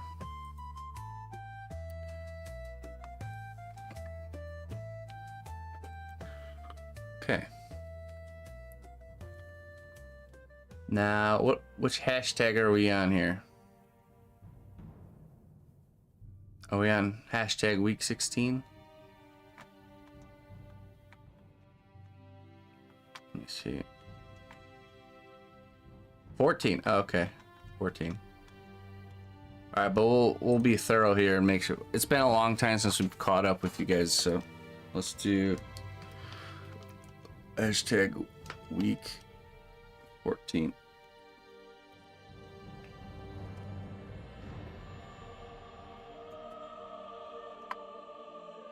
Let me disable this. Hey, thank you, Thiago, and thank you everybody who's subscribed or done anything like that during this stream. I'll catch up with you guys at the end. During our normal streams, you know, I can thank you all throughout the whole thing, but because we're trying to stay on, you know, on topic here, I just have that stuff turned off for today. So, but it doesn't mean I'm not thankful. I'm very, very thankful. So, okay, let's see here. Can't wait to work on the base. All right, let me disable this so I can see the names here. There we go. Torn. Let's take a look at what Torn's got here. Lovely. I like the red and the brown colors go really good together. I love those little pickaxes and shovels. I think I saw a few posts from a new member without any hashtag. Okay, yeah, we'll be thorough here and make sure we get everybody. So, okay, let's see. It's exciting. Okay, so if your character is permanently attached, when you're building, you probably, if you want to use that base as your final base, you probably don't need to use the Sculpt-A-Mold, or you don't need to use the foam, sorry. They're torn. But just use the Sculpt-A-Mold and kind of build it up under his front foot, and where his back foot's like just touching the base, just make the Sculpt-A-Mold kind of taper down to where his foot is in that spot, okay? Or, you know, you can kind of build it up just a little bit around his shoes, because it's like when you're stepping in mud, you know, your foot's gonna sink in a little bit. So so if that's gonna be your final piece of wood, then I don't think you need to add much foam, and just go straight into the Sculpt-A-Mold step. So let's see here. You might want to, okay, so a concern I would have too is that if you put the Sculpt-A-Mold directly onto this piece of wood, that the wood might react funny to the moisture from the Sculpt-A-Mold. It might not be a problem, but just in case, you might want to paint like a layer of Mod Podge or some sort of a sealer, like a varnish layer, even just paint, a regular paint layer, something to put a barrier between the wood and the Sculpt-A-Mold, so that way the wood doesn't absorb the Sculpt-A-Mold and warp or do something weird. That's what I would do, just in case, if that's the final piece, that is. So, but yeah, looks good. I'm excited to see what you got going for the base. So, let's see. There, I finished the hands. Hardest part done. Okay, on to the next project. Yeah. All right. Oh, yeah, okay. Wow. Very nice job. Okay, really, really good. I know hands are hard, but when you really take the time and you really just spend some quality time on them, it makes a huge difference. Very, very good.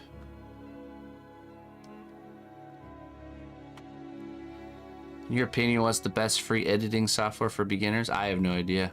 I don't do any editing. My wife does all the editing for camera footage and all that stuff. She uses Adobe products. We get the Adobe suite. It's like $60 a month, but you get all of the Adobe stuff. But I don't know. I'm totally a noob with all that stuff. All right. There we go. Those are very successful hands. Great job there, Fairy. You know what the best part about hands is when you get done with the hands and you're like, smooth sailing.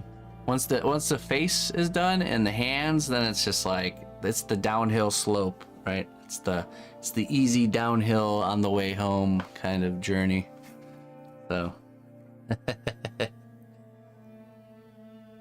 all right, let's see here. A few touch-ups left. Still had a really productive day and got a long way from where it had been for weeks. Looking forward to basing and those last details from Clayton. Everyone's stuff looking so good. Excited to see these come to fruition. Yeah, me too. All right. I love the colors you chose for him. Really awesome. The greens and the browns are really working good here. So again, same thing with you, Clayton. I would do the sculpt a mold step, and you don't need to do any foam building. And then paint the wood on the areas that the sculpt a mold will be touching. So that way there's no sort of warping from the moisture. But yeah, you can definitely sculpt the mold will look really nice with that tree. Oh yeah, I like the keys. Dang. Every time I see your guys' stuff, I always want to add more accessories to my guy.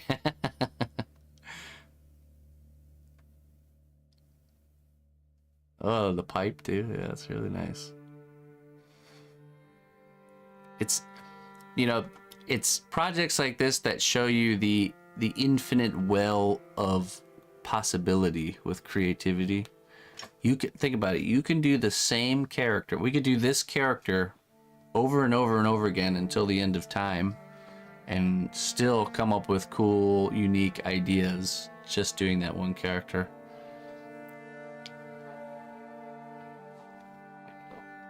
It's pretty crazy. Like I said, I say it before, but I have a hard time understanding what it is to be bored. There's far too much to do to be bored. All right, Toadstool, let's see here. Sadly, I've not made much progress over the last few weeks, but this is what I've done so far. Yeah, don't worry. You guys don't beat yourself up about progress or how long it's taking you. As long as you're moving forward, a little bit is better than zero, And if you are not moving forward with zero, or if you are not moving forward at all, just get back on the horse. We all fall off the horse in life, with all kinds of things. So falling off is not the problem. It's, it's if you don't get back on, we all fall off. So don't beat yourself up. I remade some of my tools to a larger scale, and the placement of items in and on the bag are all temporary. Okay. Let's see here. All right. So these are iconic mushroom hunting blades. I have a mushroom hunting knife. It has a little brush on the butt of it too, like a little hairbrush for dusting off the mushroom. All right. Some was like drinking horns, I imagine. Little mushrooms. Oh, that's cool. A little mandrake root. Little axe.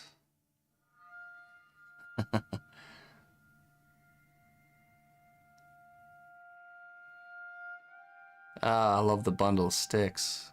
Great job, man. Man, now I gotta add a bundle of sticks. Cool. I really like yours, Toadstool. It's really storybook-esque, very Brian Freudian. It's a very Freudian.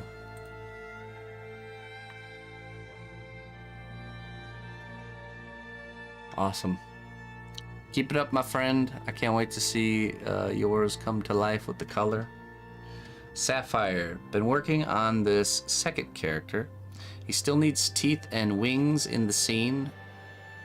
He's being handed the mushroom as a treat. Also did the tree stump, a few odds and ends, and made a base to get started. We'll cover in dirt, grass, rocks, etc. Okay. Oh, cute. Little pot-bellied dragon companion. Getting excited for the dragon sculpting class, are we? By the way, if anyone's new that's watching, after we're done with this class, we will officially be starting a new project, and the next project will be whatchamacallit, it'll be dragon sculpting. So we're going to create a dragon character and we're going to sculpt it from start to finish all together. And the way we're going to go about, so this class was funded by a person from the community, offered this idea for me to do this free class, and then he paid for it. This next class, I'm gonna start a GoFundMe for it, and just every week, if anybody wants to chip in towards the class, that's how we're gonna move forward with the funding. This is kind of like the test to see how well it does.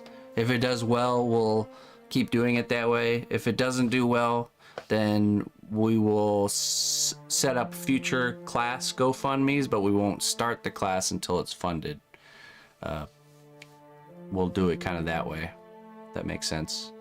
So this next one, I'm just gonna start the class. We're just gonna go through with it, whether it's funded or not, and the GoFundMe will be running during the class. And yeah, and then we'll move forward like that. So that's kind of how we figured we would do it. So sound like a plan? So the next class is officially sculpting how to sculpt a dragon, and that will start. So next week is the last class for this one. Oh, as I poke it in the base there, and we will do probably about 2 weeks off before we start the next one. So in about 3 weeks, yeah. Wait, 1, 2, 3. Yeah, 3 weeks from today, we'll start the next one, and we'll announce it and everything. So just make sure you're on Discord and social media and all that stuff. So, okay. Oh yeah. Let's continue. We didn't even see it all. That's cute. You know, with this eye is perfect for doing a drop of UV resin right into that cavity there. Once you get it all painted, it'll really make those eyes pop. So light a fire under your behind. Now, when we're doing the next class, you can still submit your work for critique from this previous class, okay? So don't feel like once we move on to the dragon, you're not allowed to share your work on this class, because the idea is that these classes are just perpetual. You know, we're gonna have people coming in, you know, 3 classes later, they're gonna be coming in and they're gonna be following the VODs from the first one, and so on and so forth. So we'll have people doing work. Essentially, we get, you know, a couple years down the line, we'll have like people doing work from all kinds of different projects that we get to see. So yeah. All right, let's continue. Tree stumps looking nice. Looking really good. I could see, so I mean, you did these cracks right here, but if you would have added some deeper lines into these grooves, it's not as big of a deal, but in the rings, you just add some areas where the ring kind of goes a little bit deeper, and it just will create a little bit more texture diversity. And then where the edge is between the bark and the wood, I usually like to do like a deeper line there too to kind of create that separation. But it's not going to matter as much because once you paint it, you can kind of, you know, add that in if you already baked it. So creating that, the separation between the bark and the color there. So, all right. Looks nice. So the dragon is on the tree stump, I imagine. All right, this is the piece of wood, the base. All right.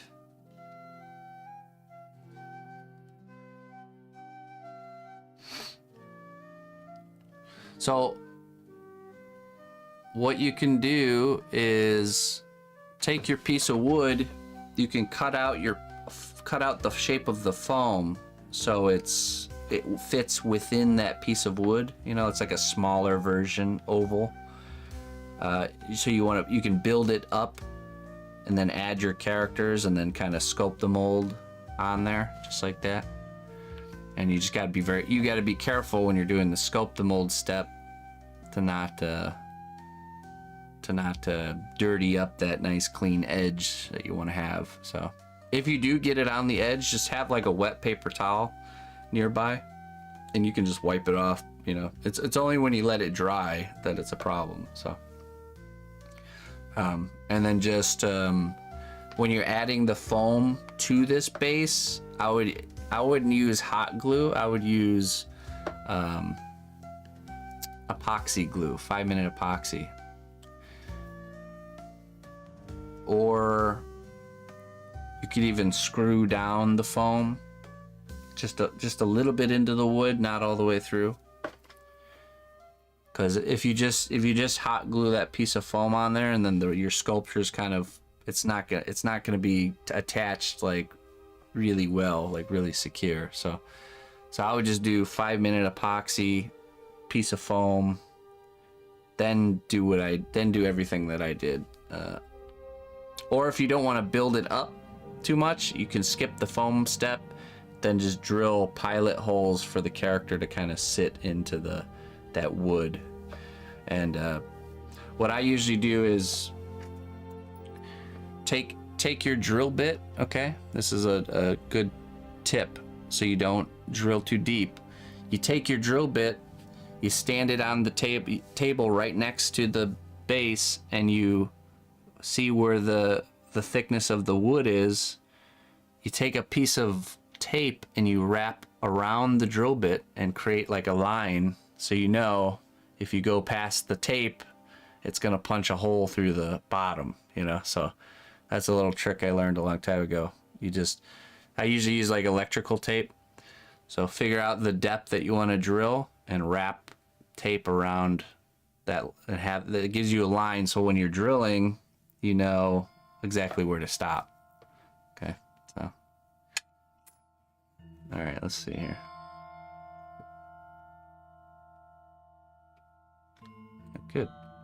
Good job, Sapphire. Oh, all right, let's go here. Mr. Brightside, can't tell you how much fun this has been. I think I have the painting completed and have started the base. Cheers, everybody. Great to see all the progress. All right, Mr. Brightside. What a gentle character. I love his little hat, the little bone tooth charm there. So much awesome work, man. I swear. I wish we could have like a in-person gallery showing. Wouldn't that be cool to see? I know what this is like because I used to teach a class in California, and seeing everybody's work all in the same room and looking around at it all, it's just really fun.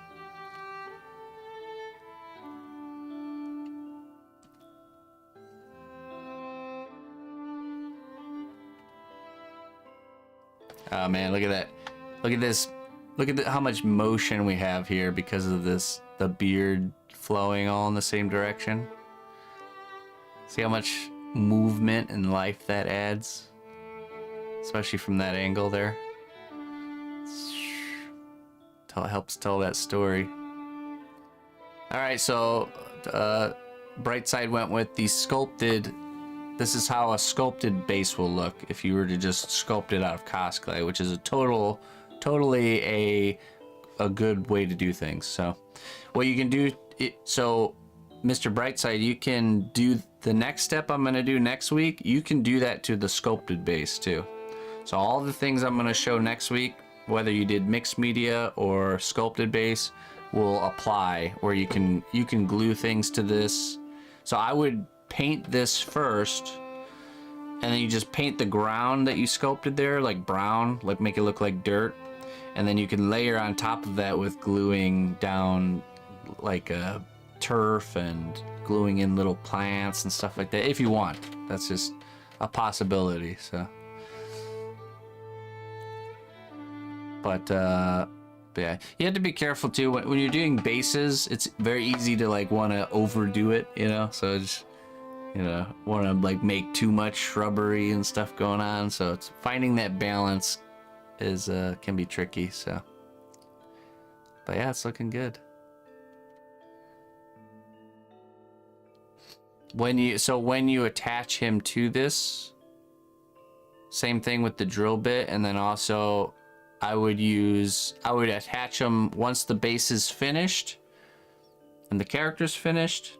You drill the hole, and then I would use like an epoxy glue and just glue him in there so he doesn't so he's kind of permanent, unless you want him to be detachable. That's totally up to you. So sometimes the trick with this is that getting his foot to match the base. If you're finding yourself having a gap, what you can do is use a little bit of epoxy clay. Okay, so drill the holes, get them seated in there. If there's gaps under the feet,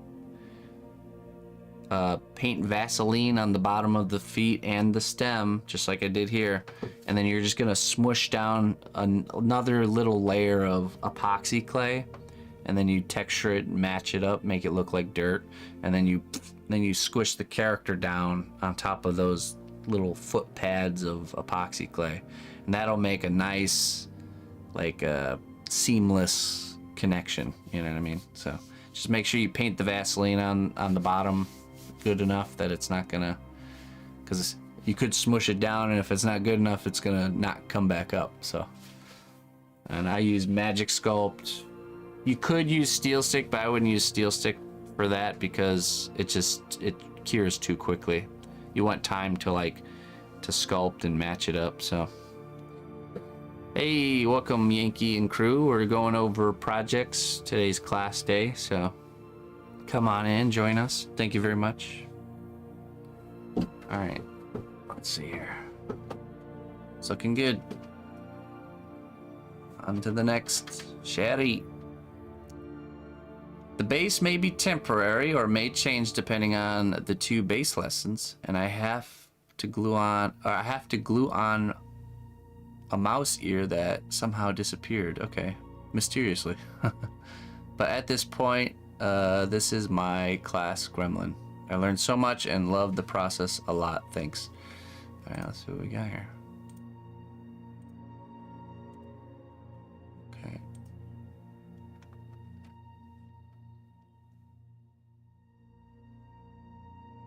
I'm not gonna lie, I'm very distracted by what's on the TV screen.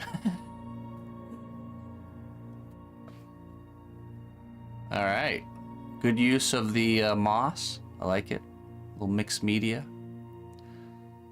I love the little mushrooms on the log there. Looks really cool.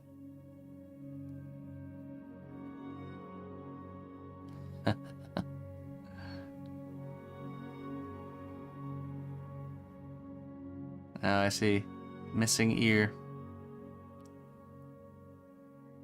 Good. Yeah, I mean, I think your base is successful. It looks good. I don't think you need to do anything different. Yeah, I don't know if I would personally add anything. Maybe I could see doing a little bit of washes on the sand, you know, like making it a little bit darker near the edges and brighter towards the middle here, you know, just a little bit more color diversity. Just get like a dark brown paint and make a wash, and then just kind of create some blending. So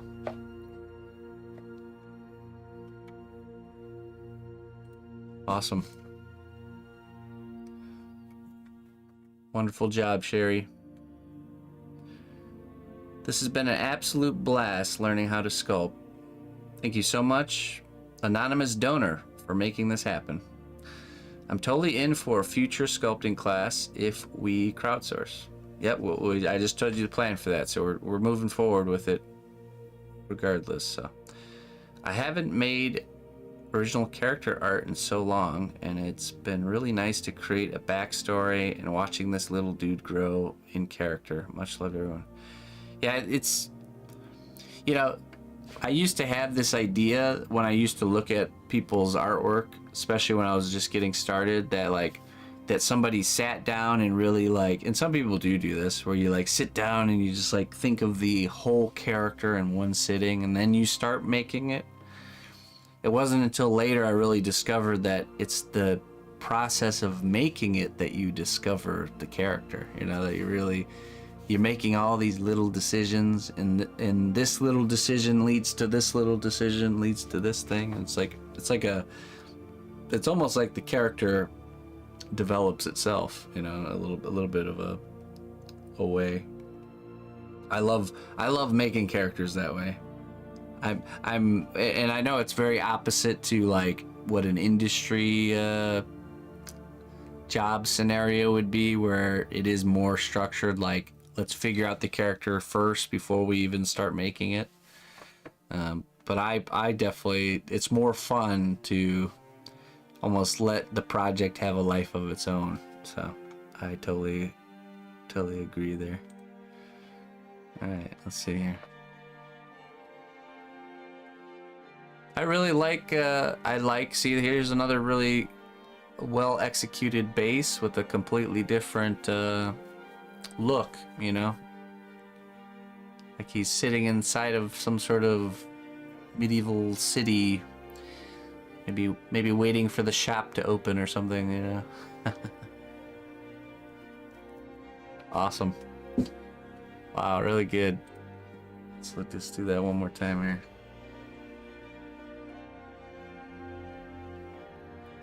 Perfect time for the Skyrim song to be playing.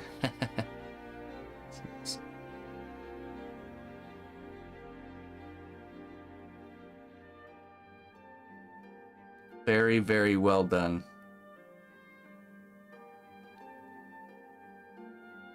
Yeah, he's taking his long rest right now. Let's see some stills. Really awesome job, man. Maybe we should, once you guys finish your piece, if you want to do some sort of we should do some sort of like a compilation video where we can kind of, maybe I'll talk to the missus and we'll bring them all together for like a digital gallery tour or something.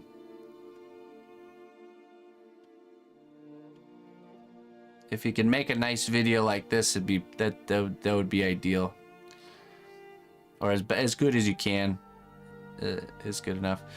This is what you can get these. These are it's a digital Lazy Susan. Essentially, you just plug it in. It's got different speeds. I use one of these too, so very nice to have for when you're doing your, because you know this is kind of part of it. If you're producing artwork and you're sharing it online, especially sculpture, the way you show it is just as important as the project itself. Because if you spend all this time making an epic project and you don't take good time to make good, you know, video footage or images, then all your work is in vain if people can't really, you know, and it's always gonna fall short. Keep that in mind, that the videos and the pictures are always gonna fall short of the real thing. But there are little things you can do to really improve the way people can see your work, you know. So I know I was really bad at that. I still am bad at that. I thankfully the the fact that I was so bad at showing my work through film and video, it attracted my my wife to me. So she does that stuff now. I don't have to worry about it. But I have picked up some things by, you know, working with her and stuff like that. And she saw my work on stream and then saw my photos and my videos of my finished work, and she just couldn't help it. But she had to offer to help me do the work some justice. So you're saying there's still a chance? Yeah. So that's how we started talking. Was she messaged me and offered some solutions for making my photos better, but the solutions required editing of the photos, and so once I started doing photo shoots in the way she recommended, we had to be in touch for her to help me with the editing, because I didn't know how to do any editing. So, and that led to us gaming together, which led to us becoming a thing. So yeah. All right. But yeah, so the filming and the videoing is very important. So don't take that lightly. You did a good job there, Fuzzy. It's really well displayed. So let's see. Lavid. Oops, I thought there was class today. I'll post my progress anyway. That was probably because there was supposed to be, but plans changed. I guess this gives me more time to hustle and get more work done. The basket weaving looks like forest ghetto. Not glamping, but during the process I figured out improvements for the next time. Edit to add, just started the first hand. Okay. Yeah, that's a common thing. When you guys are working on something, you're gonna come up with better ways to do it while you're working on it. And that's just the natural process of things. And you'll probably find that when you do a shoe, by the time you go to sculpt the other shoe, you figured out a better way to do it, and the other shoe is gonna look better. It's just how it is. So and that's a good thing. You just mental note these like improvements, and the next time you're doing something like this, it's gonna help you. That's good. But it looks nice. It reads well. You can tell, you know, especially when it's all gonna be painted, it's gonna read just like a woven basket.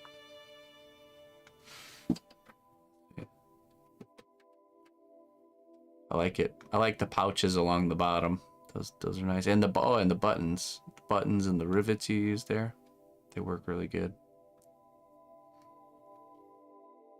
Alright, a little bit of mushrooms. Walking stick.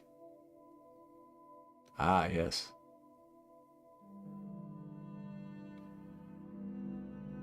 Alright.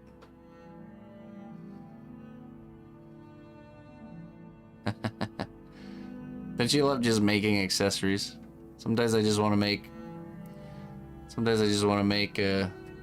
just piles of accessories, and then like make a character one day where you just have all the accessories mix and match pre-made, just like a character design screen in a game. Saradini.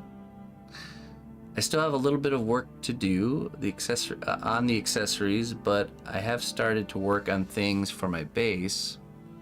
This is more or less what I'm thinking for the positioning. Okay. And my mother wants me to say, yes, we do have native blue and purple mushrooms. I did use references for them. Okay. Let's see. Oh yeah, I mean, the mushroom world is there's a lot of mushrooms out there that look like out of this world. And it's funny, the grosser a mushroom looks, usually you would think it's more poisonous, but it's the ones that look kind of normal that are the really poison ones.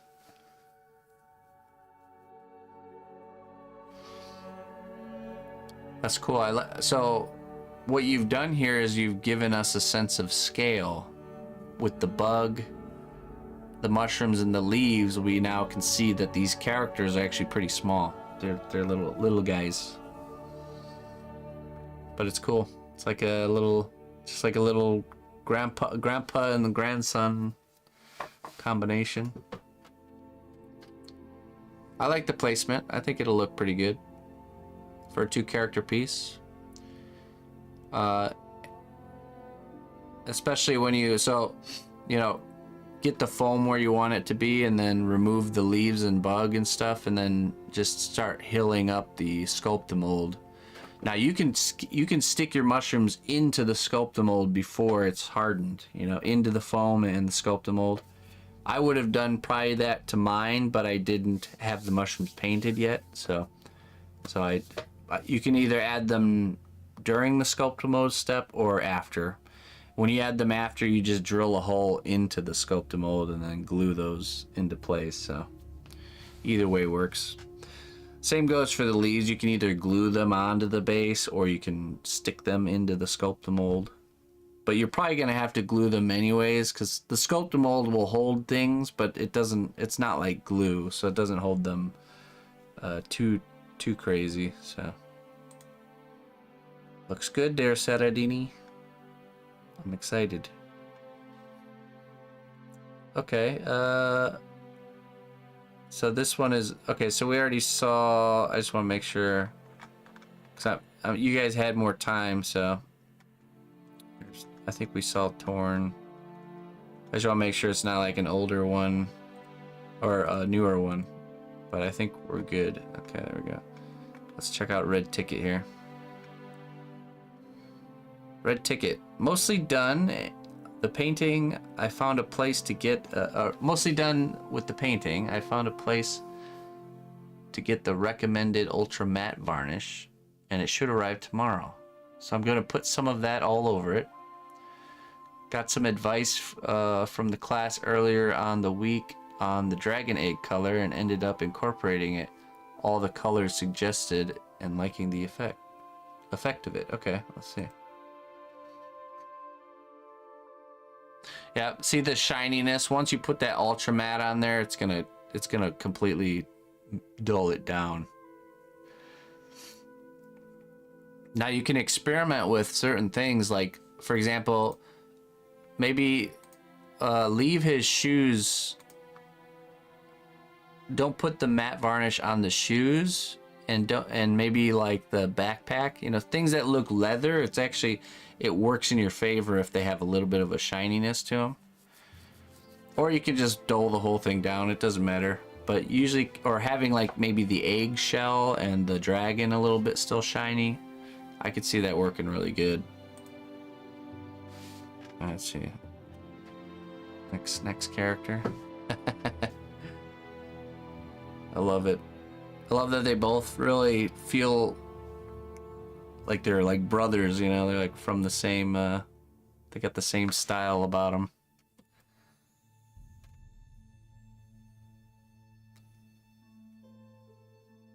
The paintwork looks good, looks really good.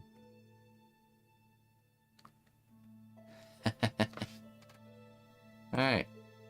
Nice job there, Red Ticket. Okay, let's make sure. Let me scroll through here and make sure we're not missing anybody. Actually, let me go down. Let's jump to present and then we'll go back. Okay. Alright, we just saw that one. Okay, here we go. There we go, that's a new one. Alright, yeah, it's looking really good. You wanna probably push those eyelids out. You know, you don't want them to be sunken in too much. You want to push them out, so that way when you add the volume of the eye, you know, it's not going to be kind of like sunken in too much.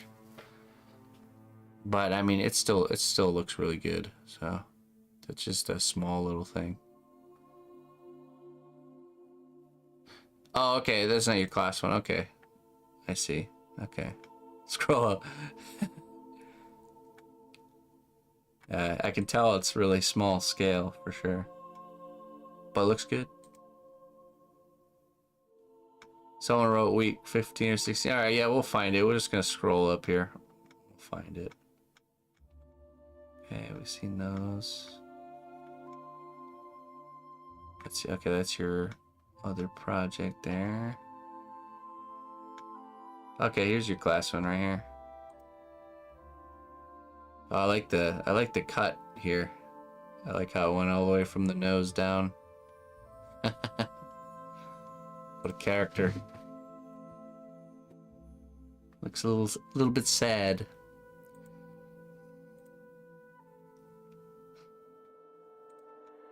Very good.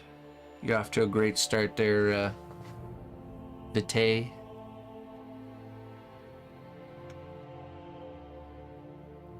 Week 1 bit. That's all right. Hey, welcome to the class. Good hearty welcome. I look forward to seeing you progress through. So I'm excited. Keep up the good work. It's a humble beginning. Your eyelids, they look good here. I think that'll work really good.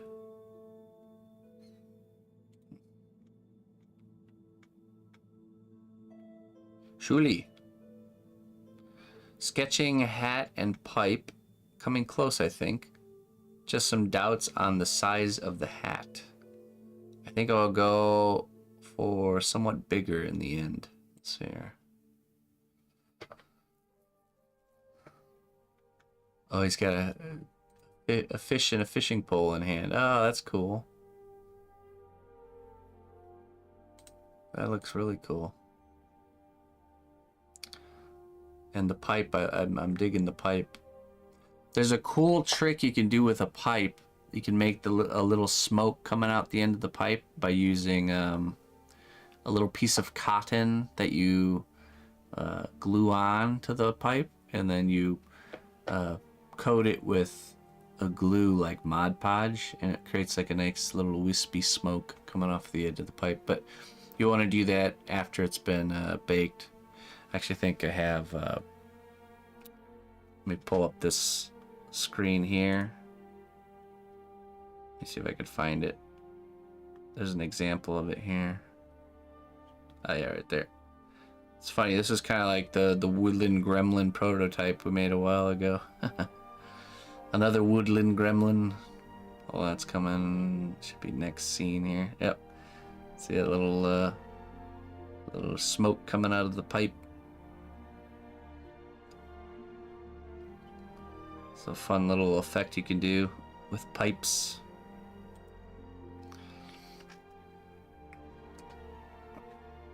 Alright. Oh. There we go.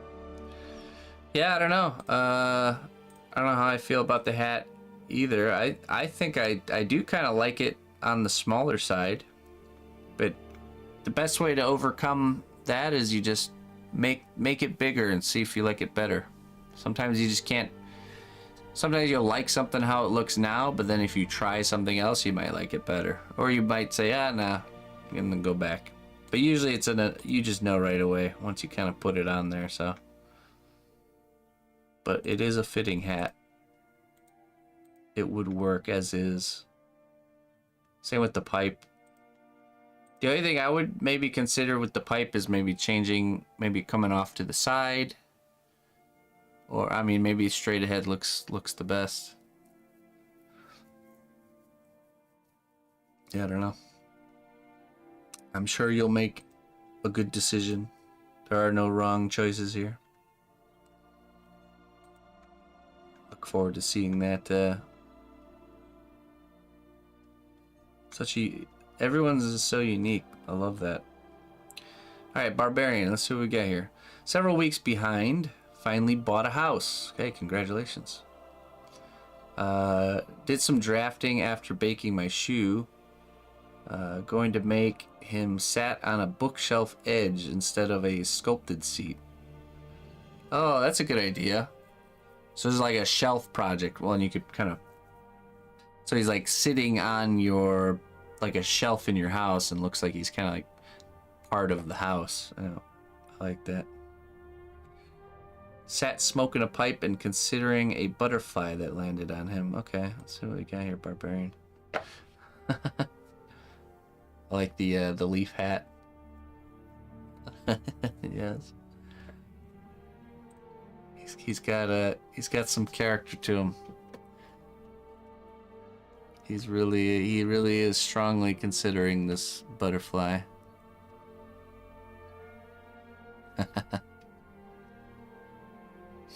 Now, I could see his hat being a little bit more eloquent, you know, like something a little bit more on the finely crafted side. It's quite a simple hat for a sophisticated fellow.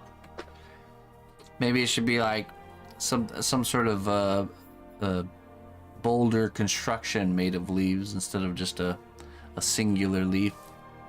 Or maybe he's just a simple kind of guy that just, you know, cares not for his clothing, you know, more interested in longer lasting things, not into the vanity of fashion. Awesome. I'm excited there, Barbarian. You're onto something good. Okay, let's see here. Okay, we seen that one. Okay, we caught up with Shuli. Here's one.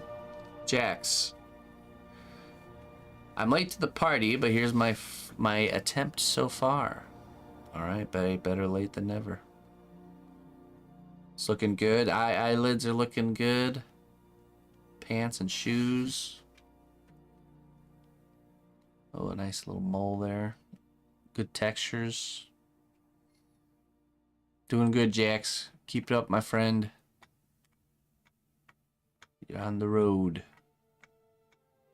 Okay, we've seen that one.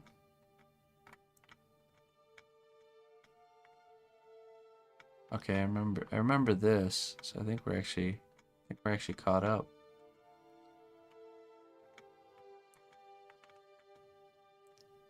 Oh, this is Greg sharing his me and him are working on a project together. I do one-on-ones if anyone's interested. That's what Greg is doing. Me and him work on this project together, doing one-on-one sessions. So it's a very, I guess, intensive way to learn. So I'm working on the same thing. Here, let me show you.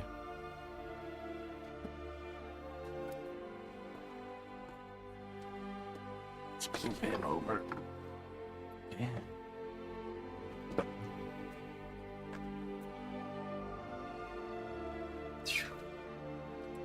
There's mine. So you can see. I do one-on-ones, yeah. If you're interested, just shoot me an email. This is Greg's second project. Me and him worked on a project together before. In this one, we implemented the. It depends on what you consider expensive. Just email me. I'll give you the information as far as how much it costs and all that stuff. So, but. We can either do it where we do a whole project together with multiple sessions, or just one session for me to look at something you're working on and give like really in-depth review. Or if you want to start a project and you want to know the best way to approach it or do it, I can give advice on that. So all kinds of stuff. We need a video shop tour, perhaps someday, but not today. Today's not that day, so. But yeah, so me and Greg will work through this project together from start to finish. We just got done with our sketching phase. This is like it's like a giant, it's a giant monstrosity that collects trees and feeds them up into he's like a whole lumber processing facility on his back that turns these trees into like planks and, you know, boards for building things. So that's his job. So we got done with the sketching, and we're gonna be doing the final build next class.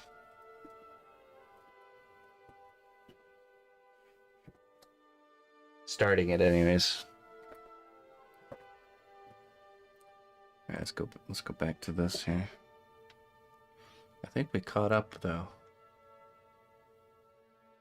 Yeah, we've seen that before. I think. Have we?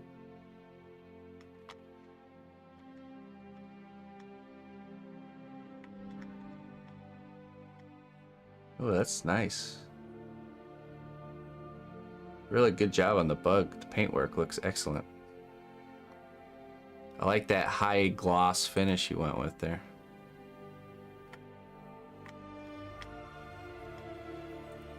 Have we seen this one? I don't know if we have. This update.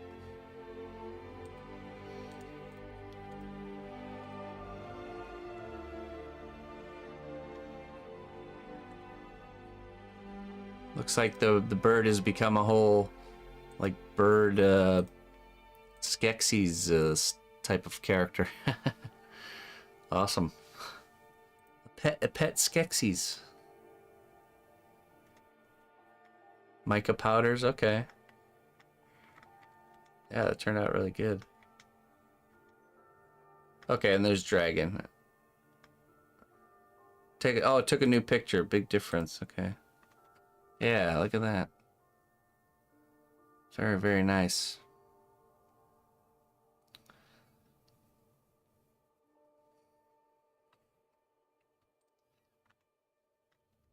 Great work there, Mr. Dragon.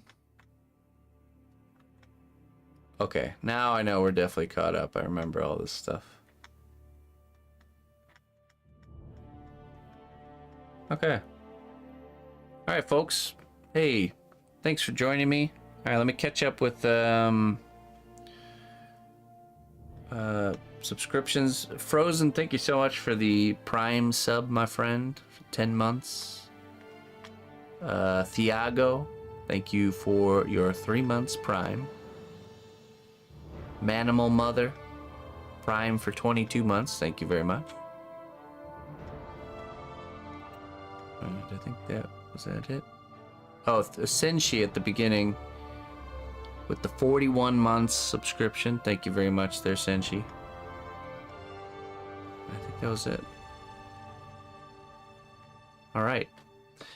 That's going to conclude class for today. Thank you all very much for joining. Next week, if you want me to take a look at your work, type in hashtag week 15. Hashtag week 15. No spaces.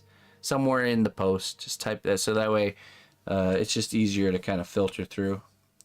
Whenever you have your final submission for this week, or this next week, just type that in, and that way I can find it easier.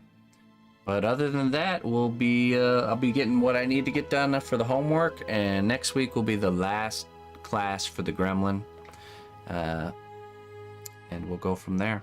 I'll be back on tomorrow for our normal work week stream. We'll be working on the Skyrim dragon. I think we're starting the wings for that. All 3 of our dragons are in the wing phase at the same time. Funny how that works. But anyways, let me find someone to raid. We'll get on out of here.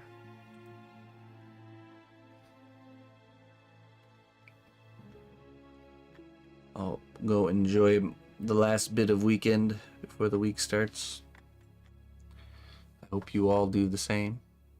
Okay, let's go raid Mr. Philip, doing some sculpting. There's only 7 people there. Sculpting a Harley Quinn.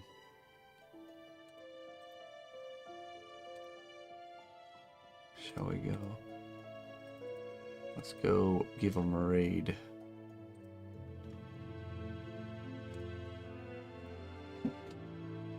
Alright, big thanks to Dex Bonus, by the way, for the raid and all the other raiders today. I appreciate it, folks.